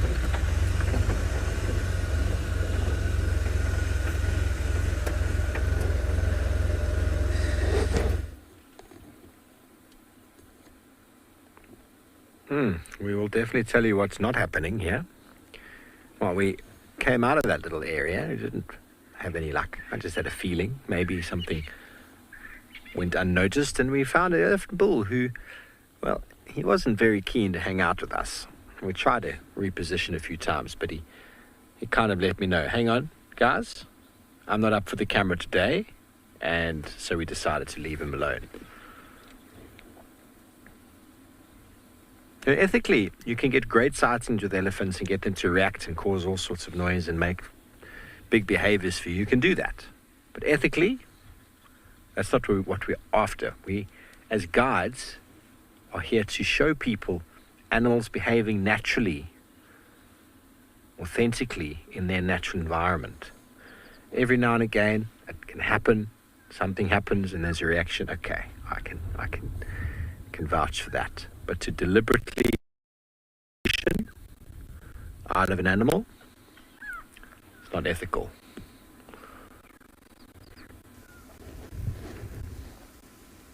So we could have tried to stay with him, we could have tried to push him a little bit, but I don't see any reason to do that.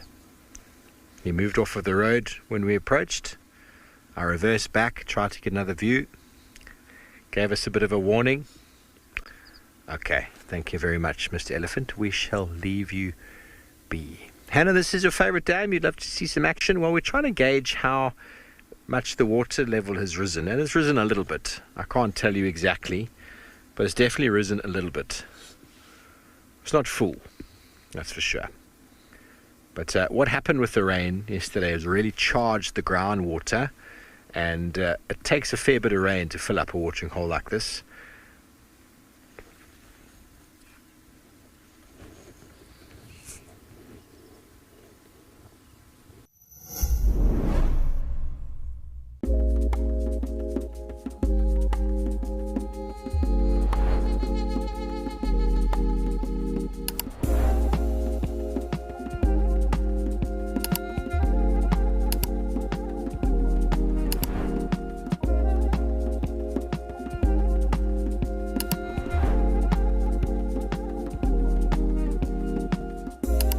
This is On Safari.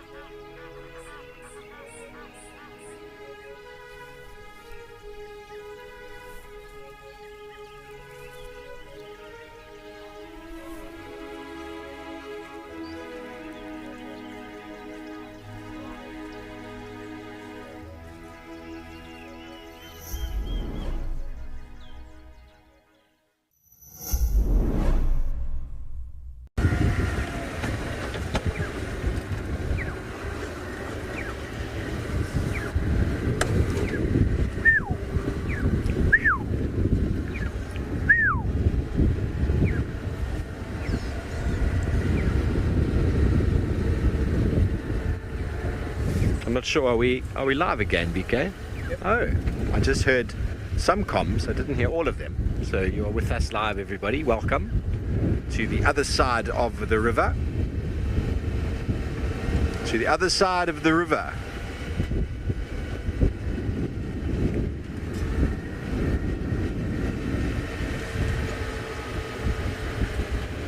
I think James drove here this morning. He went Twin Dams Road up towards Guaripan. We found those dogs. I'm not sure if he got as far as Buffelshoek Dam. So we shall go there now. Oh, let's just check. Everybody loves this tree. Cedric loves this tree. Let's just have a little look. We don't find Winnie's request is a leopard in a tree. I mean, of all trees, this is the tree, Winnie. That's where I had the hyenas and the buffalo. Was it yesterday morning? Right here. Just hanging out. That was quite fun. Ingwer. Wala wala ingwer. It is a magical tree to have a leopard in, but the only concern, Winnie and everyone else who would love us to find a leopard in a tree, is we've got our rain roofs on, which makes life filming birds and leopards in trees very, very difficult. But sometimes though, birds of prey sit perfectly for us, and we can position in such a way that we can get them on camera.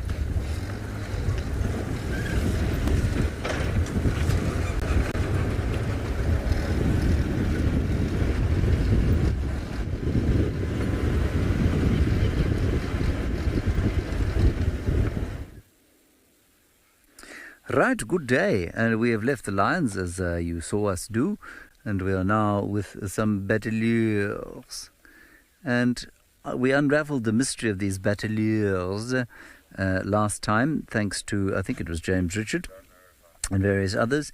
It's a sort of trio of batteliers that lives in this area, of 2 males and a female, and the other male is just sort of a friend of theirs that lives around them. And the 2 of them are breeding. The other 2, obviously, the male and the female, are breeding in the general vicinity. And this is his mate. So these are probably the 2 males. I can't see the second one.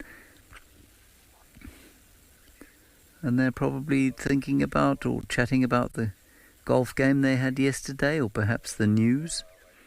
Upcoming elections in South Africa, that could be what they're talking about. Probably just lamenting generally the quality of politics in South Africa, indeed the world over.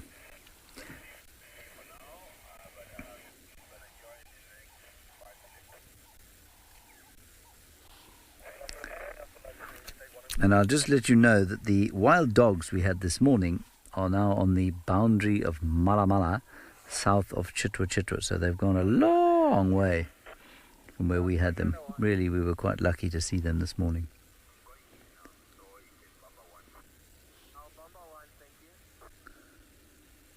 All right, let's move on from these batteliers.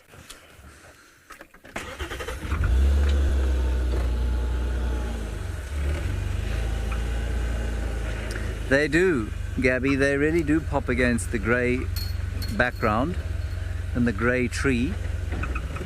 This is the kind of weather that I enjoy when I am sort of snug and warm and looking out over an expanse at a view. But I am warm inside with a fine scotch in my hand.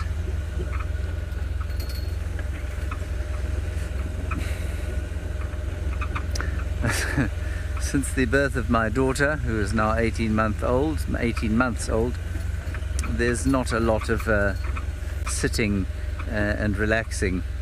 There's a lot of running around frantically, and then sort of gobsmacked exhaustion. It is astonishing how much effort is required to look after a human being who weighs 10 kilograms.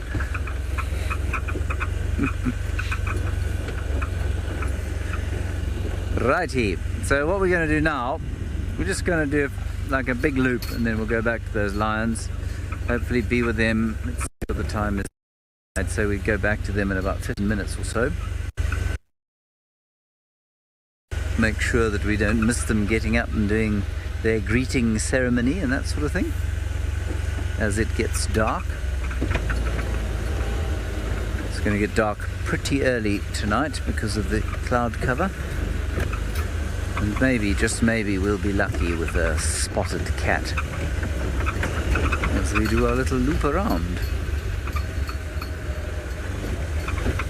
Still quite a few, not quite a few, but there's still some nice wild flowers. A few of the pea lily.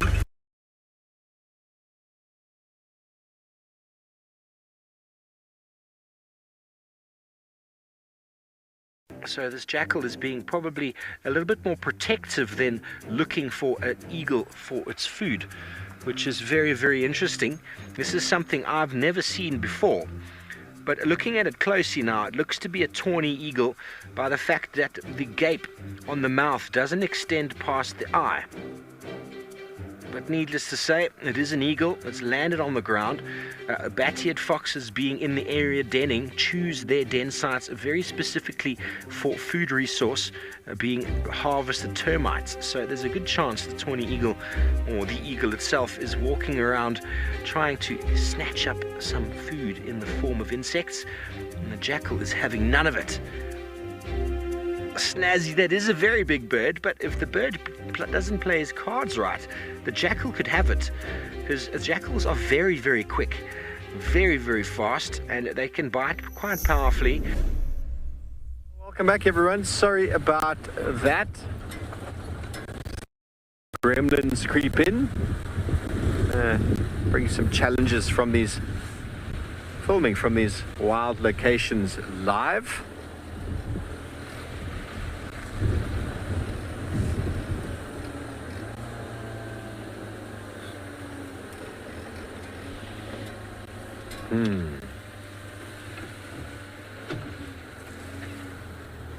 Yeah, red-faced mouse birds. Very busy in this area the last week that I've been here.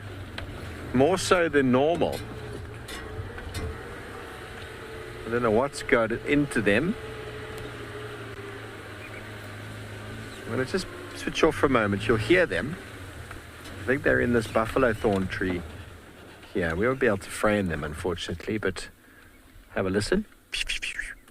I can't do a red-faced mouse bird call very well.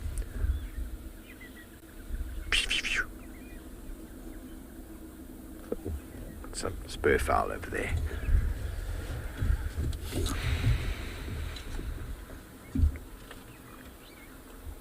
Hello. Some natal spur fowl, or natal spur fowl, all depends on how you read it. Very easily identified by, first of all, they're a brown bird on the ground, so you'd immediately think of them in the Franklin and spur fowl sort of grouping, but notice it had an orange beak and orange legs. The other two common Franklin spur fowl species is the Swainson's, which has got a very red face, or the red skin around the face. He's a spur fowl. And then the crested Franklin, which has got a dark beak, pinkish legs, and a very nice white line above the eyebrow. We do get the Shelleys as well as the Coqui Franklin here, but Coqui Franklin a little bit more common than the Shelleys, but not that common at all.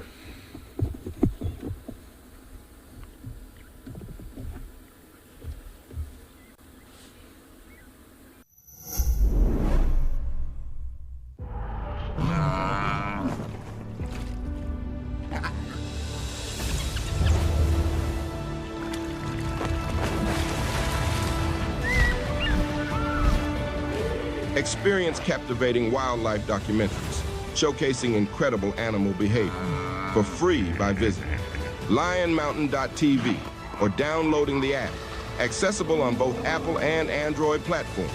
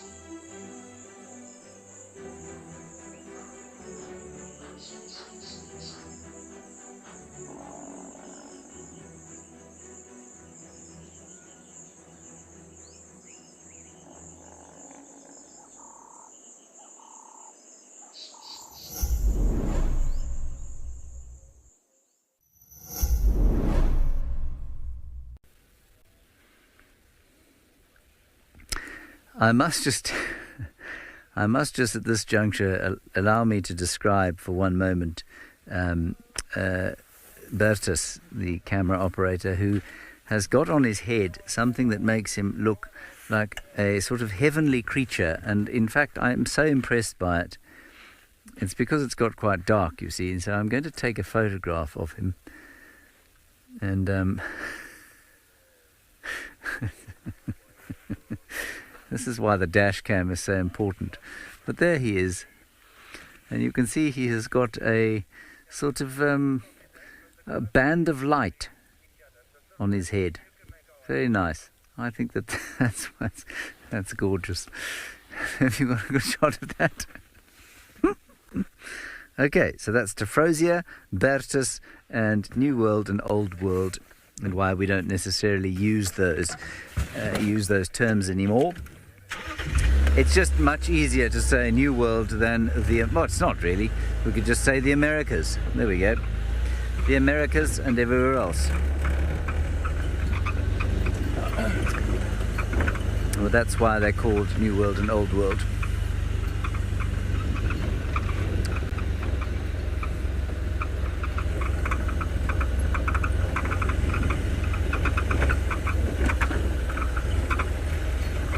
Right, you're going to stay with us now. Welcome back to those of you who've just rejoined us. We've had an interesting discussion about Tephrosia the flower, which we found. Those of you who were watching an advertisement, I'm afraid you missed Tephrosia the flower. I'm just also going to do another quick punt for the town hall that we're having at 7 o'clock tomorrow night. That will be with Andre, our chairman and CEO, and with me. We'll talk about the success of the fundraising we have done over the last 2 weeks. Thank you to everybody who has been so generous. We're hoping that it is going to give us the runway we require to find a corporate sponsor to help us into the future. Yeah, it's an expensive business, this. And I think media is in a really bad way at the moment. Very difficult to make a living out of it. And then we'll also talk about multi-choice and DSTV, and whether or not we're going to come off DSTV, or we'll give you an update on what we know so far, and we'll tell you about alternatives if that is what's going to happen. And you can ask any questions that you would like to.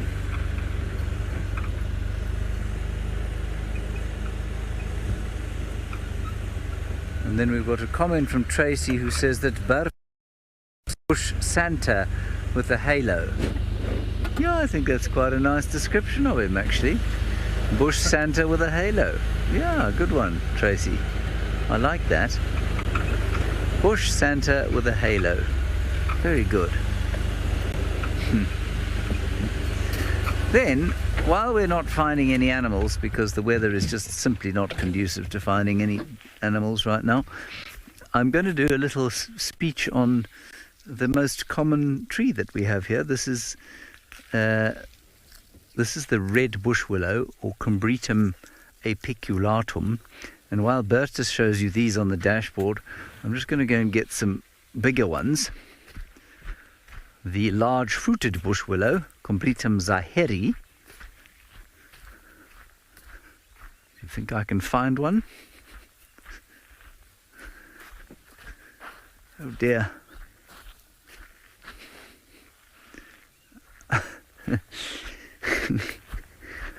I saw one down the road, but if I keep walking any further, you're going to lose my audio and everyone's going to panic.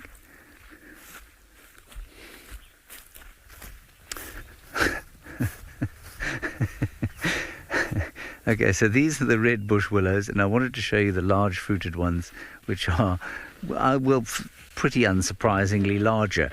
Devon, you're not asking about Combretums at all. You're asking about Scotch, and whether or not I have had more Scotch since the birth of my daughter than before her birth. A lot less, mainly because there's simply no time to go and pour myself a Scotch. By the time the child finally goes to sleep, it's all I can do to stagger through to the sitting room, flop down next to my good wife, and we just sort of stare blankly at the ceiling for an hour or two before going to bed ourselves.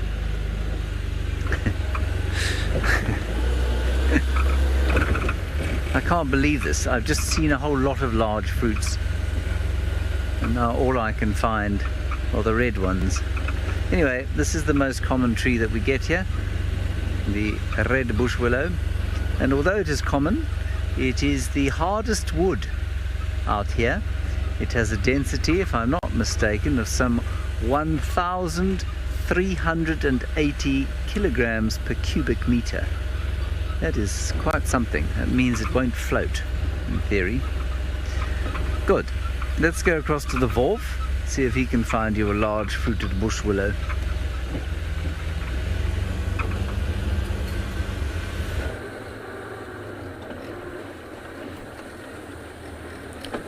Well, welcome back, everybody, to the eastern boundary of Djuma. We're coming in now to drive through the red bush willow woodland.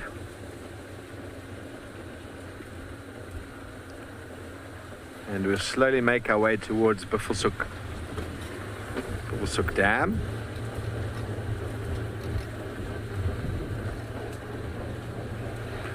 No one's been here this morning. Just a buffalo, one buffalo, mobile in this direction.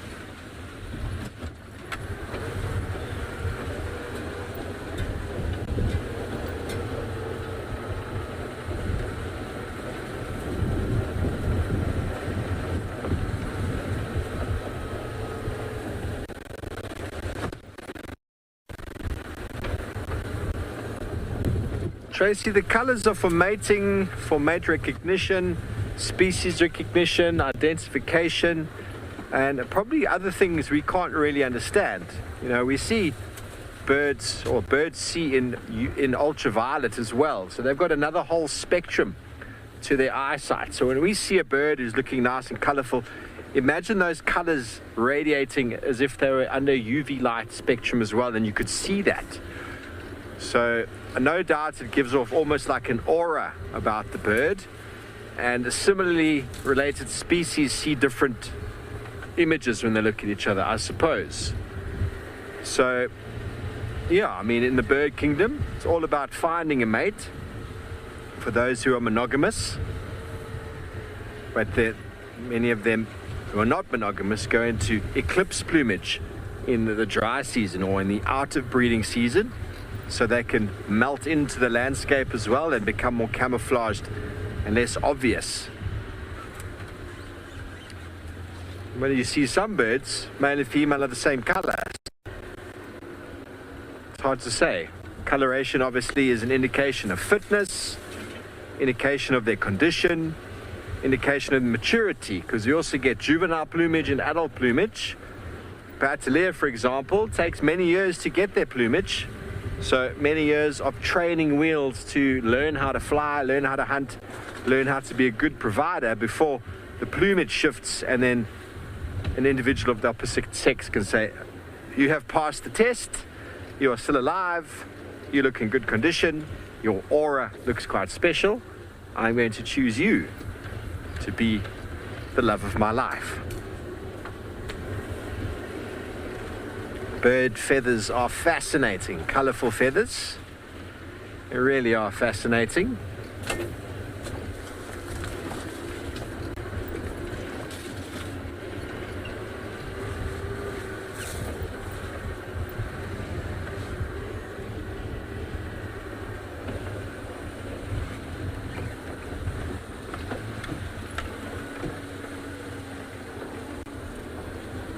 I'm not sure, Canine Girl.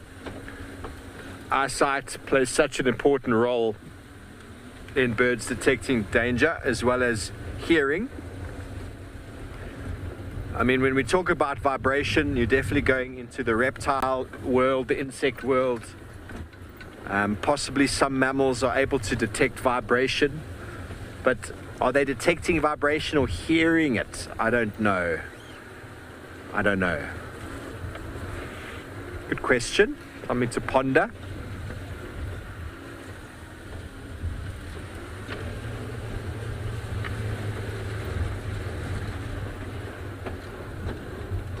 So Luanda, you want to know if the spoonbill and the storks, for example, when they're hunting, they are going on feel. So there might be a bit of a feel when a fish or an organism moves past the beak and then they snap it shut. And yeah, that feeling is vibrational, I suppose. But they're just poised like chopsticks, ready to just snap like a trap. And that is touch. And whether they're actually feeling the vibration of something in the water or the disturbance of the water, I can't say. Essentially, it's something coming into its mouth and then them snapping it shut. So,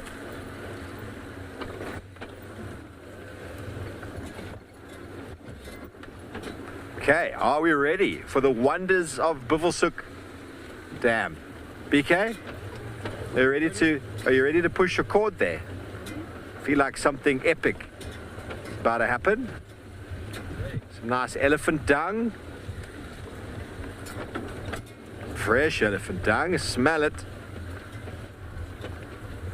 And 5, 4, 3, 2, 1. Let's line it up straight on. Oh wow, epic. Oh, we got Mama Hippo and Baby Hippo. Hello. Hello, Mama and Baby Hippo. The dam does look like it's raised a little bit, but requires a lot of water to fill a watering hole like this.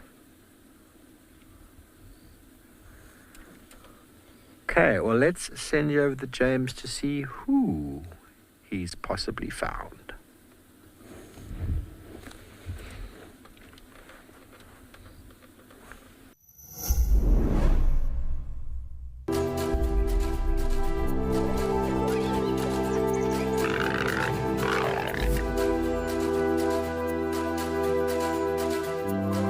This morning we did have some lines. Cedric's probably going to follow that one.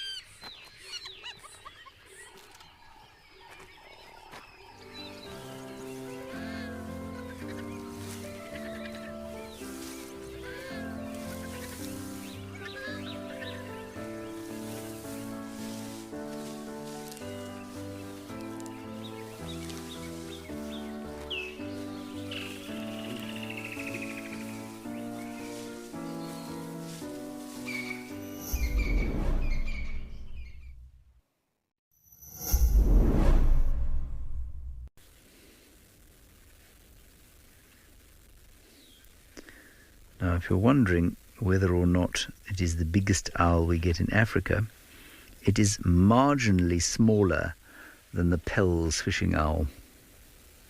No, Megan, that owl could not kill the drongo because the drongo is cursed. And if the owl kills the drongo, then the owl will be cursed for the rest of its life. So the drongo is safe because everyone knows the drongos are cursed. That's not in fact true, Megan. You may be surprised to hear. No, the drongo is too fast. Just much too quick. The owl is a bit lumbering when it takes off. It just wouldn't be anything like fast enough. And even raptors that are generally faster than the owl are harassed by drongos with relative impunity, even while they're flying.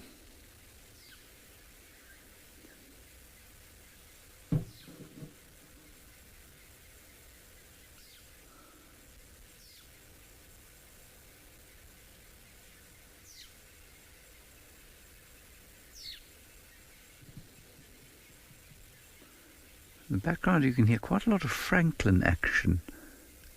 Not sure what they're shouting at. Possibly the fine drizzle that's beginning.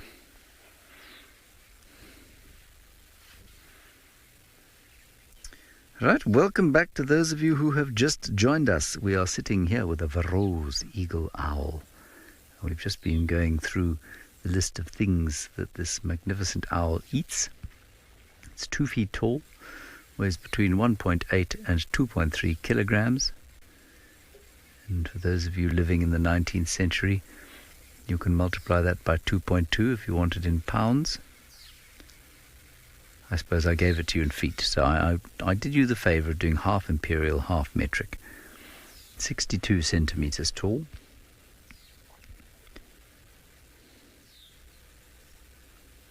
And we were going through the vast array of things it eats. Reptiles, amphibians, primates, birds, anything that it can overpower, basically. Yeah, Connor, it's interesting, and I don't know I'm slightly ashamed to say that I don't know why something like a spotted eagle owl has got yellow irises, whereas this bird seems to have black irises. They're both owls, they're both active at a similar time of the day, i.e. the night. So I'm not sure why they would have different colour irises, or what effect that is, or whether there's absolutely no reason. And the effect of having yellow irises versus black ones actually is so negligible that there's no evolutionary pressure either way. And that, it's very difficult to say. Someone might have a bright idea though. I do like how magnificently camouflaged the owl is against this tree though. If one didn't look carefully, one would think that it was just a branch that had been cut off. It is almost exactly the same size or same colour as the marula tree it's sitting in.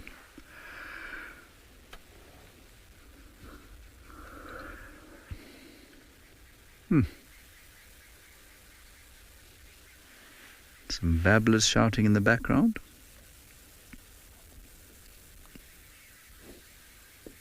Yeah, Plato, it is normal to see an owl at this time. They will hide in the sort of thick foliage during the day, but dusk has fallen early today because of the thick cloud, and so I'm not surprised to find this owl sitting out in the open, as one might at dusk or as we go into the night. So I think the weather's played a role in bringing him or her out into the open earlier than might normally be expected. It's a good question, Plato.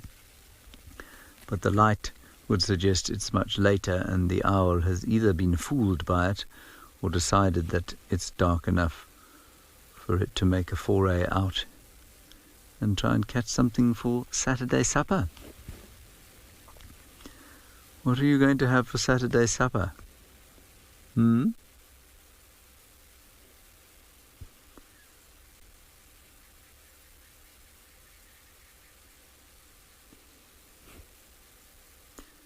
Not very talkative, this owl. Mr. Verreaux's.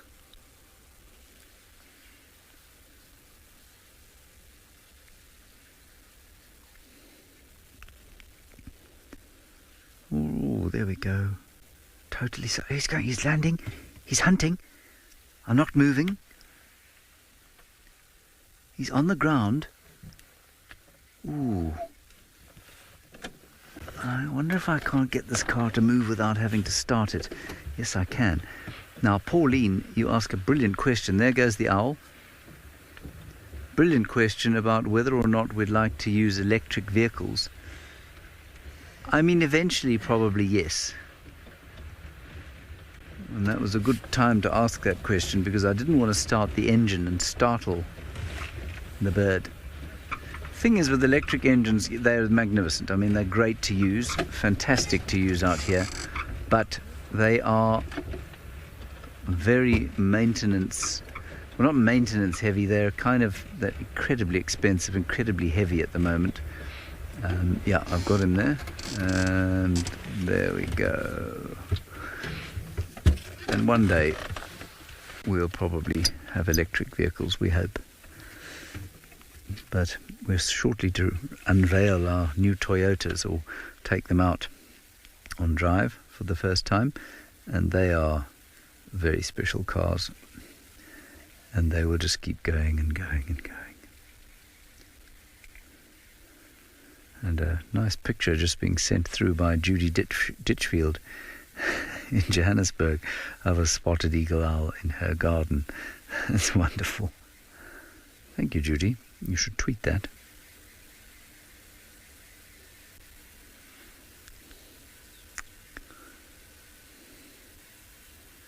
I mean, what a magnificent shot there. Very sort of contemplative with the black or very dark grey background. Okay, Farouk's eagle owl.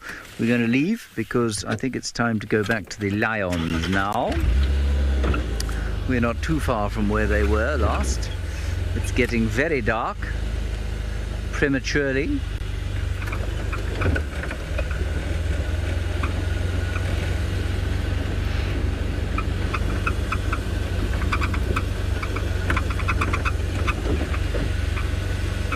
Promise, do I think the lions will stay put after their conflict? I don't know. And I don't know because I don't know who they had a fight with. I don't know that they had a fight. It may have been with each other. You know, they may have that injury on the back of the 2021 youngster might be from one of her friends. You know, maybe they were fighting over an impala or something and she just got hooked by a claw. That could have been the case. The fact that they have been separated from the others, and I know that all 6, I think they're 6 these days, were found yesterday far in the west, and they've been split up, indicates that perhaps there was some kind of upheaval last night. There is one male lion in the western sector. I'm not sure which one it is. So, yeah, it just depends on who's where, on whether they will stay put or move. So, if they hear strange male lions calling close to where they are now, then they'll move. If they don't hear any male lions calling and they manage to kill something to eat, then they'll stay put.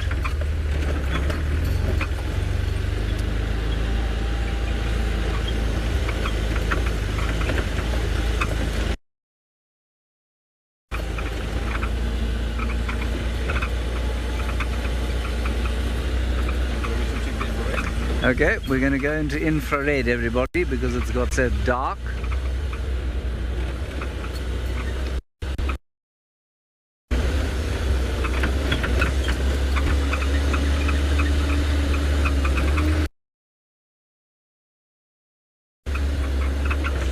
And I'm sure Steve's told you this, but if you're wondering where Amakala is this afternoon, unfortunately Morgan, who's our camera operator there, is a little under the weather.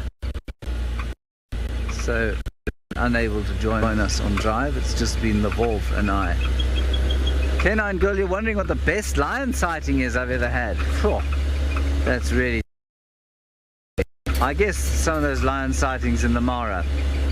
One night when the light was very like this, the migration, we watched a pride of lions take out 8 wildebeest. That was astonishing. So that was one of the best, definitely. And where else? great lion sightings. First time actually I saw a lioness carrying a mum in a lioness mother carrying a cub in her.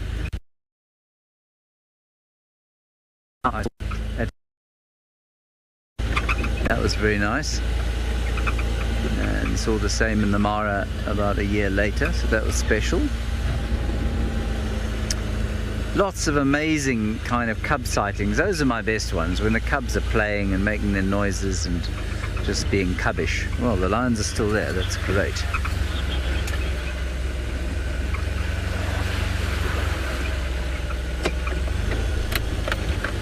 Oh, here we go.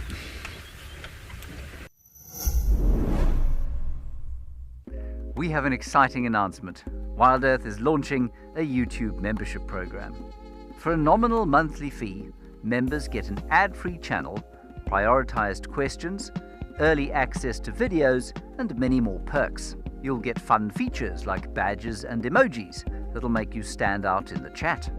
YouTube memberships will help us to continue with our mission of connecting people with nature while giving you access to lots of our amazing content.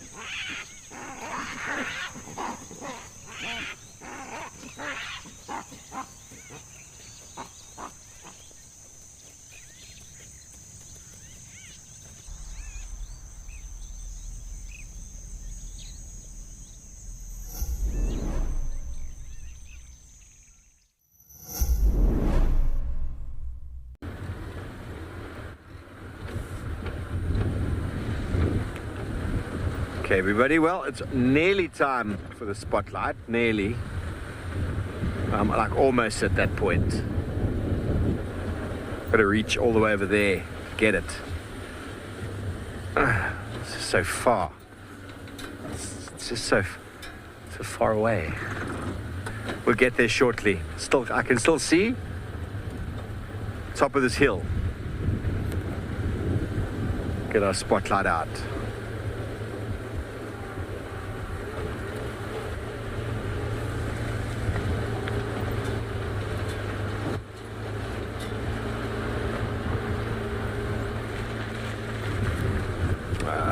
Getting dark. Bottom of the hill. It wasn't so difficult, was it? It's only messing. Okay, what are we going to find? Now the spotlight is out.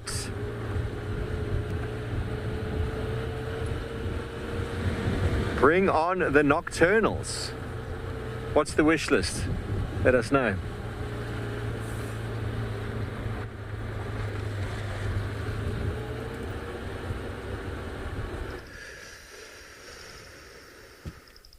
Now, I unfortunately have to tell you that I think these cats are going to go south of the boundary now. I'm going to move around, Bertus. I'm going to go around a bit because I fear me they're either going to have a drink here or they're going to go south or do both.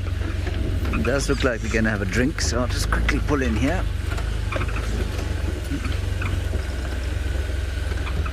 How's that? All right.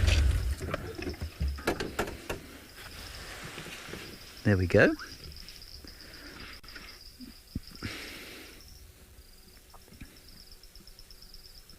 Just listen to her drinking.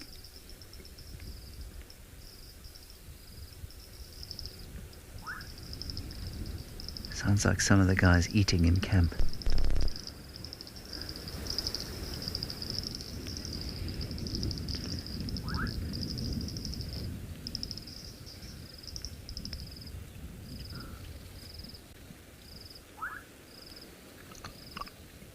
This is wonderful.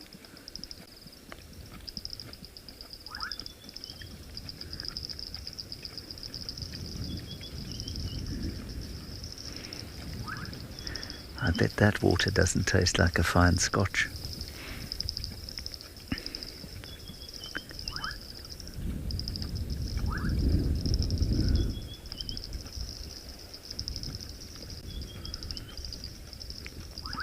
Maybe the greeneries gives it a sort of nice smoothie type flavour. Yeah, they're looking towards the south, sadly.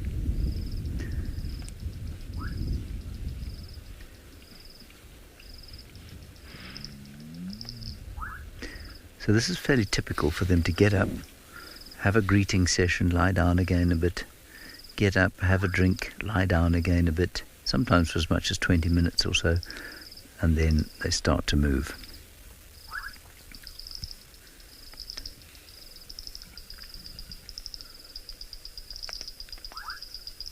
Oh dear, it's starting to rain. How beastly.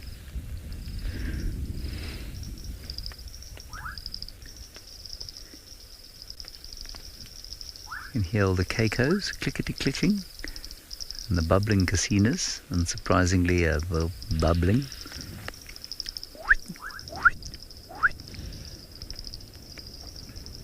It is, Liam.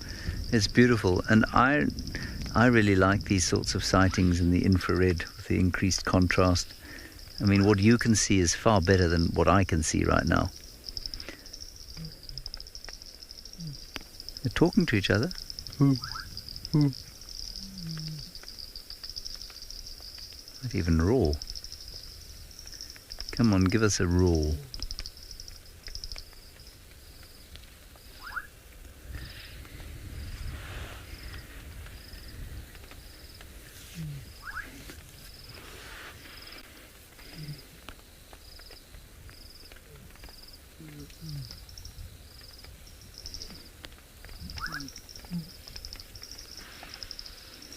How's the pole there, Bertus? Good for now.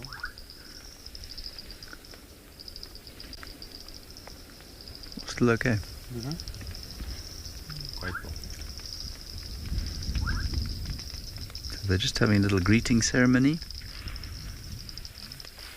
I mean, ceremony, I suppose, is quite a strong term for the little greeting.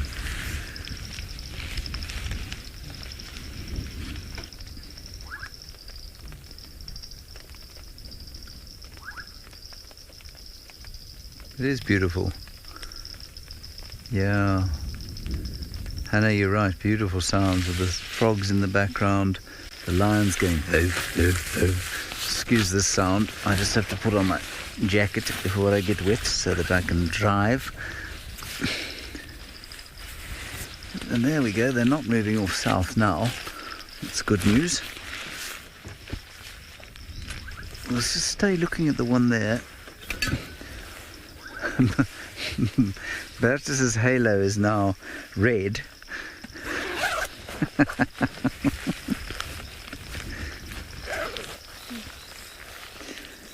Now, if some of you are new viewers and you're wondering who we're looking at here, we're looking at 3 members of the Unkuhuma Pride, Chela, an old lioness, and then 2 younger ones, one the little amber-eyed lioness and one who was born in 2021. Well, now that's a different frog species calling. Can you still see them all right there, Bertus? Yeah, a bit covered. Bit covered, okay. Just trying to see if I can find that frog.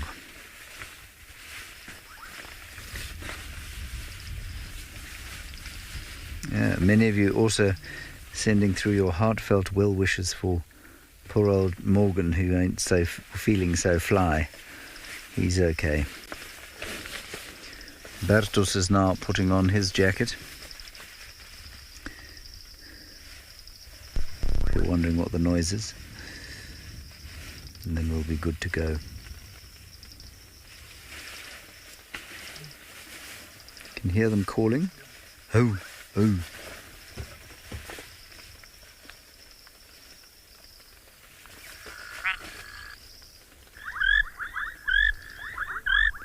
So what we heard there was the plain grass frog, I'm pretty sure.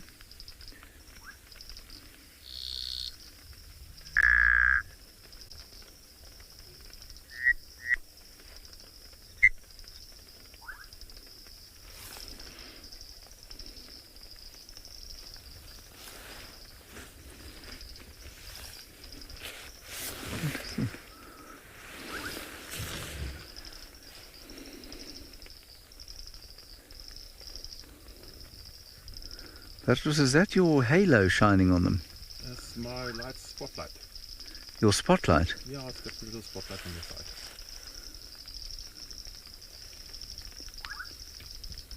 For these occasions. Is the infrared working? Yeah. Okay, good. All right, let's try and move.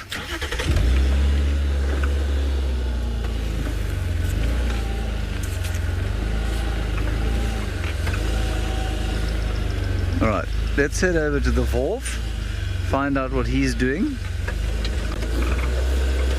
and I'll try and keep up with his lions.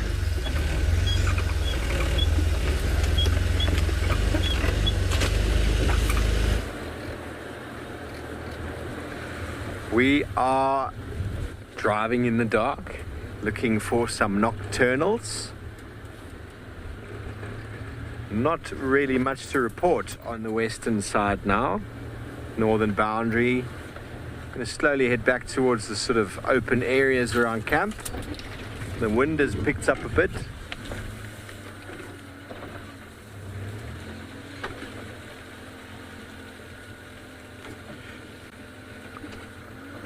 Joy, nightjar or bush baby. We see lots of nightjars. I'll see if we can frame one up for you. Bush baby, we don't see too many here. And the rain is starting to fall again.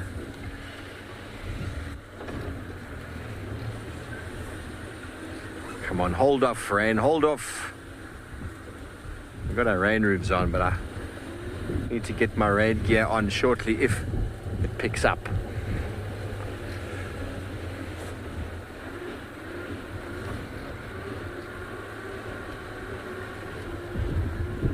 Nice to have the lions getting active and contact calling.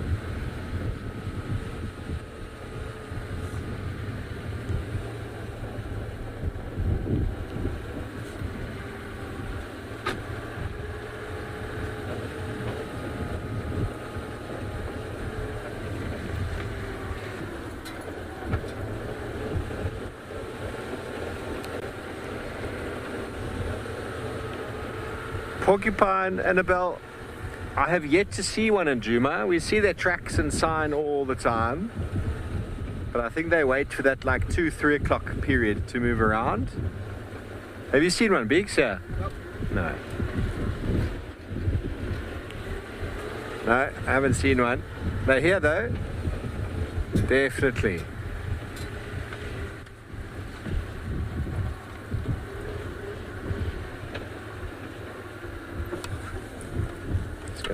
Put my book away over here. Books don't enjoy rain. I myself, at least, am a little bit waterproof.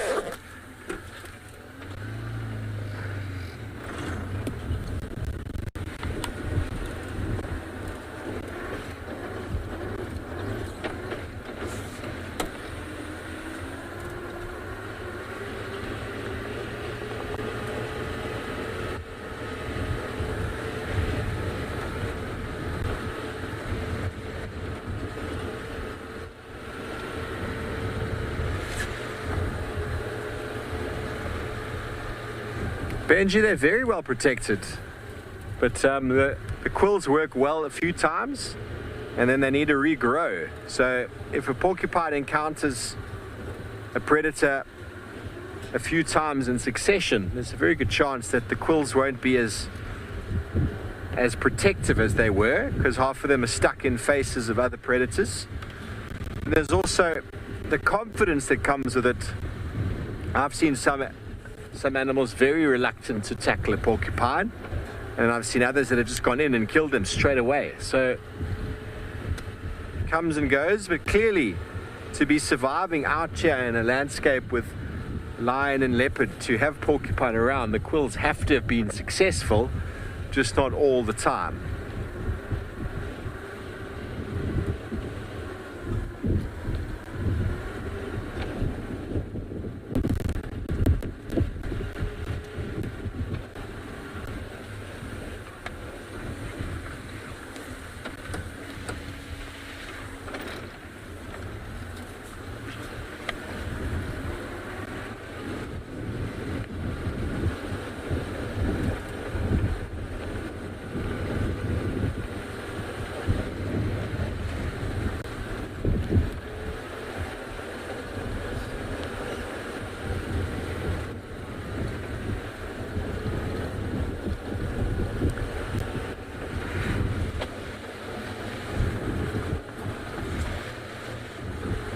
Okay, we're approaching the open area shortly. We'll try to find our herd of impala, see what they're getting up to.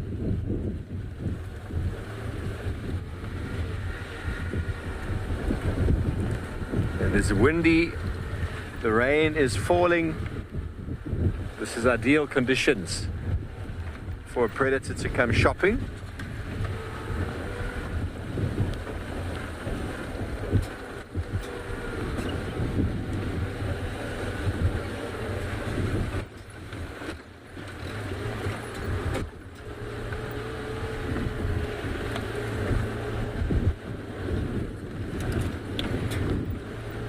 Okay, now where are the impala? No, I am putting on some wet weather gear. I do not want to get wet. So you're going to watch us do this, everybody, because, well, behind the scenes is quite exciting sometimes. Not always, but I'd rather be dry than wet.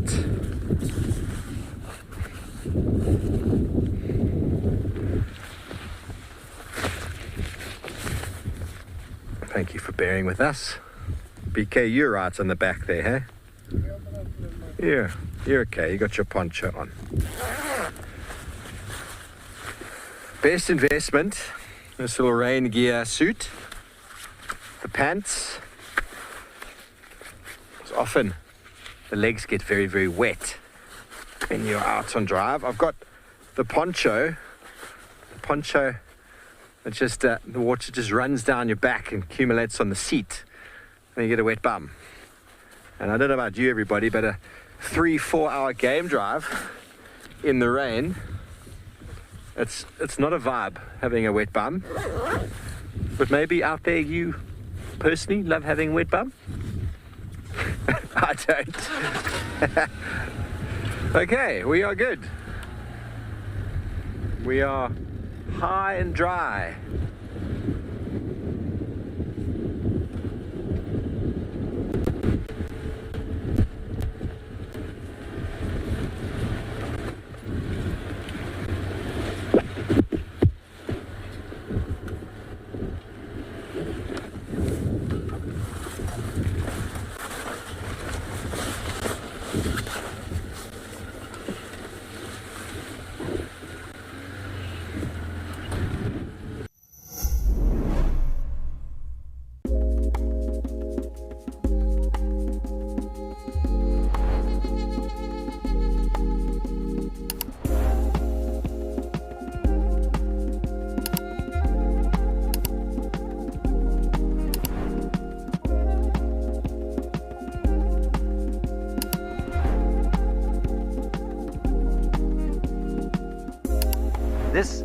is On Safari.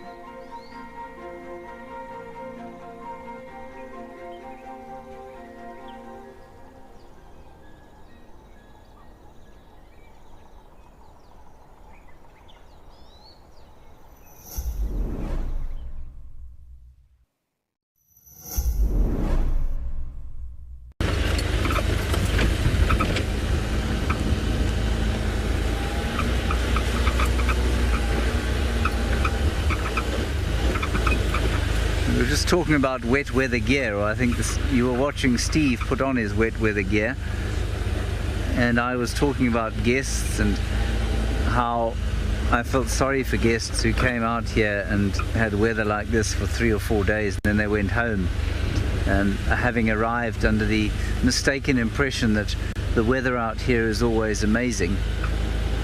And then I was remembering that when I was a young guide, I was working for what is now And Beyond.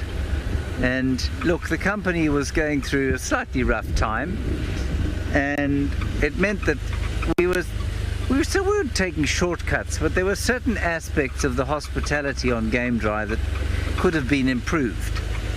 And one of those things was the show.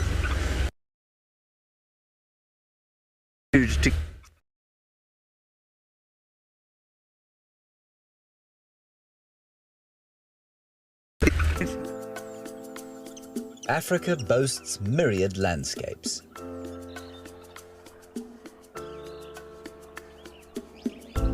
From true forest to true desert.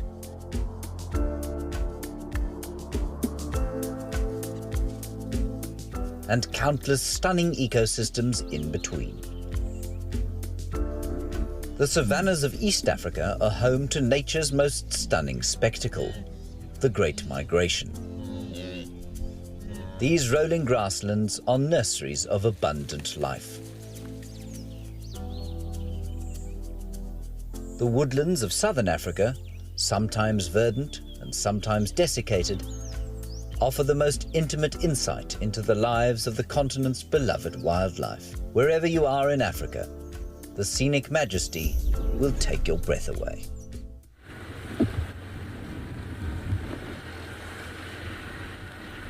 Well, sorry about that again, everybody. But you're back with us, and we had some impala, but they are very skittish in this weather. We had them on camera, a scrub hair moved, and they all ran away.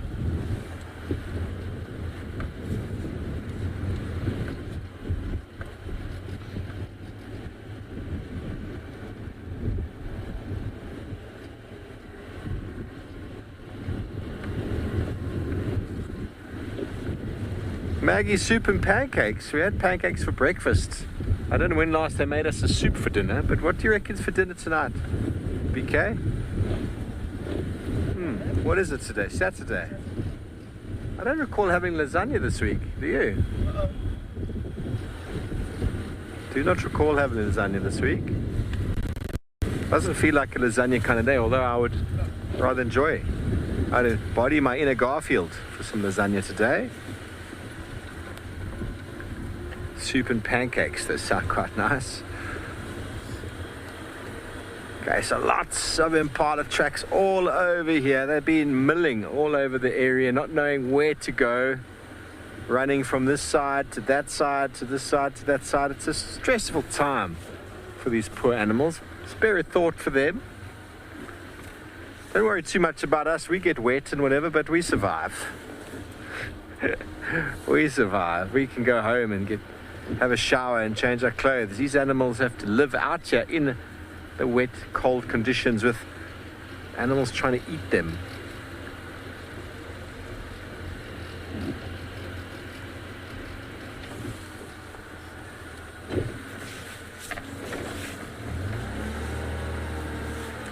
Some hyena tracks. That'd be nice to see hyena this evening.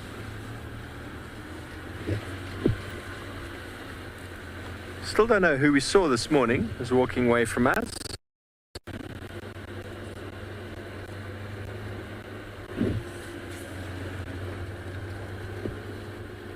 Hey, 40, most people would struggle to tell you that between the male and female lion calling. It's not very easy. They're both very loud. I reckon they can tell. They can tell, oh, that's a masculine roar. Oh, that's a feminine roar. I reckon lions can tell, but unless you know it's just one or two calling, you're like, oh, those are those boys. Okay, those are the. But invariably prides are in larger groups, so you hear more animals calling at one time. But I think I'd struggle to tell you the difference if you played a recording and said, is that a male or female? I'd be like, not sure. It's a Panthera Leo. I can tell you that much for for certain.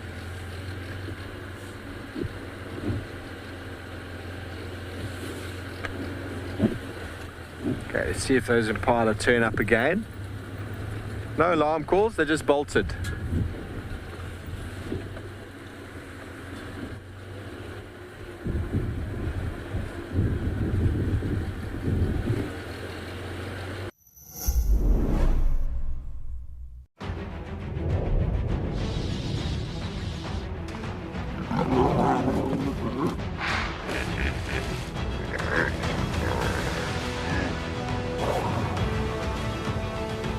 Experience captivating wildlife documentaries showcasing incredible animal behavior for free by visiting lionmountain.tv or downloading the app, accessible on both Apple and Android platforms.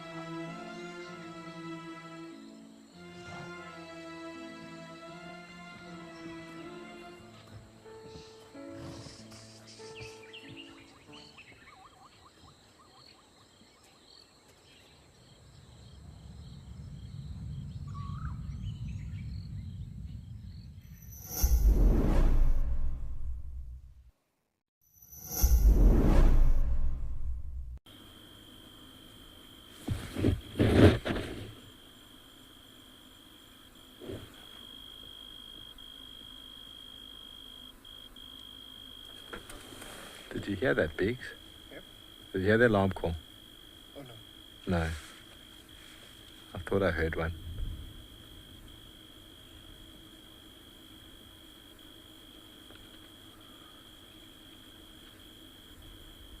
Shiv, it is the perfect time for that last minute leopard.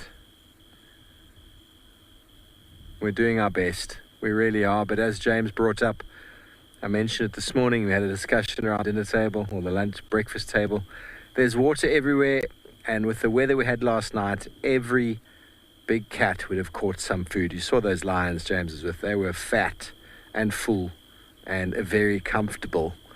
And I reckon every leopard on the property has got a food stashed somewhere up a tree, maybe even more than one. It's why these animals are so jumpy. There was murder on the wind last night.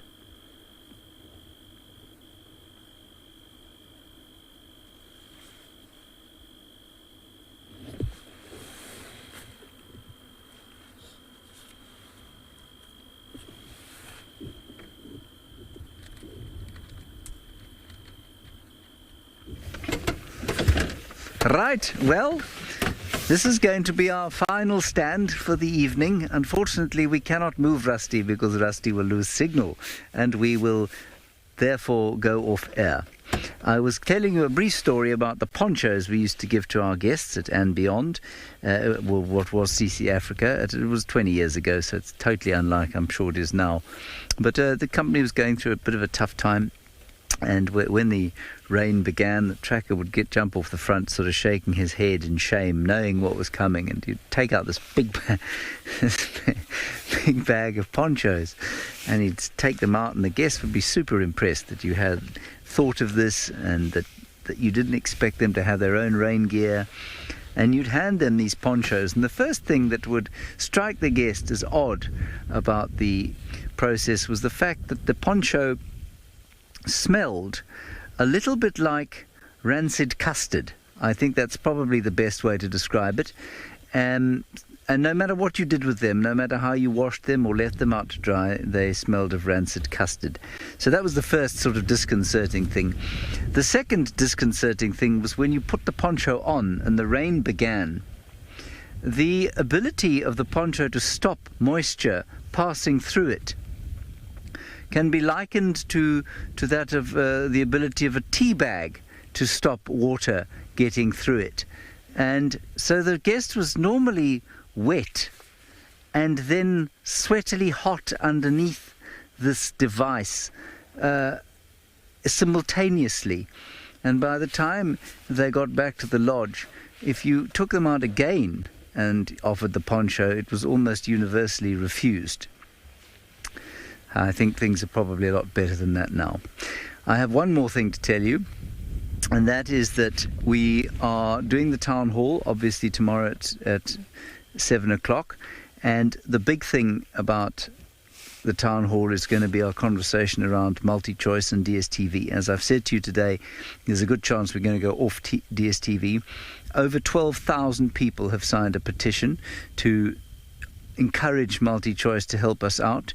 I think that, look, I can't be described as a businessman's backside, but I think that if 12,000 of my customers said that they thought an action we were taking was perhaps incorrect, especially paying customers, I might like to stick my hand up and say, okay, maybe we should think about this. So if you haven't signed the petition, please do so. We will tweet the link again to the petition. Please don't donate to the petition. If you'd like to donate to us, wildearth.tv/donate. But please do sign that petition, especially if you're a DSTV viewer and you'd like to see us remain on DSTV. We'd be very grateful for your attention in that regard. It's our pleasure, Wild at Heart. We didn't mind facing the elements for you. Bertus, Steve, BK and I, we enjoyed it very much. There's Bertus's substantial thumb. Okay, thanks very much everybody for joining us for the last 3 hours. It's been good fun. We'll see you tomorrow at 0600. Stay safe and happy wherever you happen to be on our magnificent planet, this wonderful blue planet Earth. Bye-bye. The Cat Report documents real stories of real predators, as witnessed and captured by a band of obsessive wildlife filmmakers who live and work in the bush 365 days a year. Previously, on the Cat Report, the North Clan's twin royal offspring almost found themselves and their den squashed under giant feet.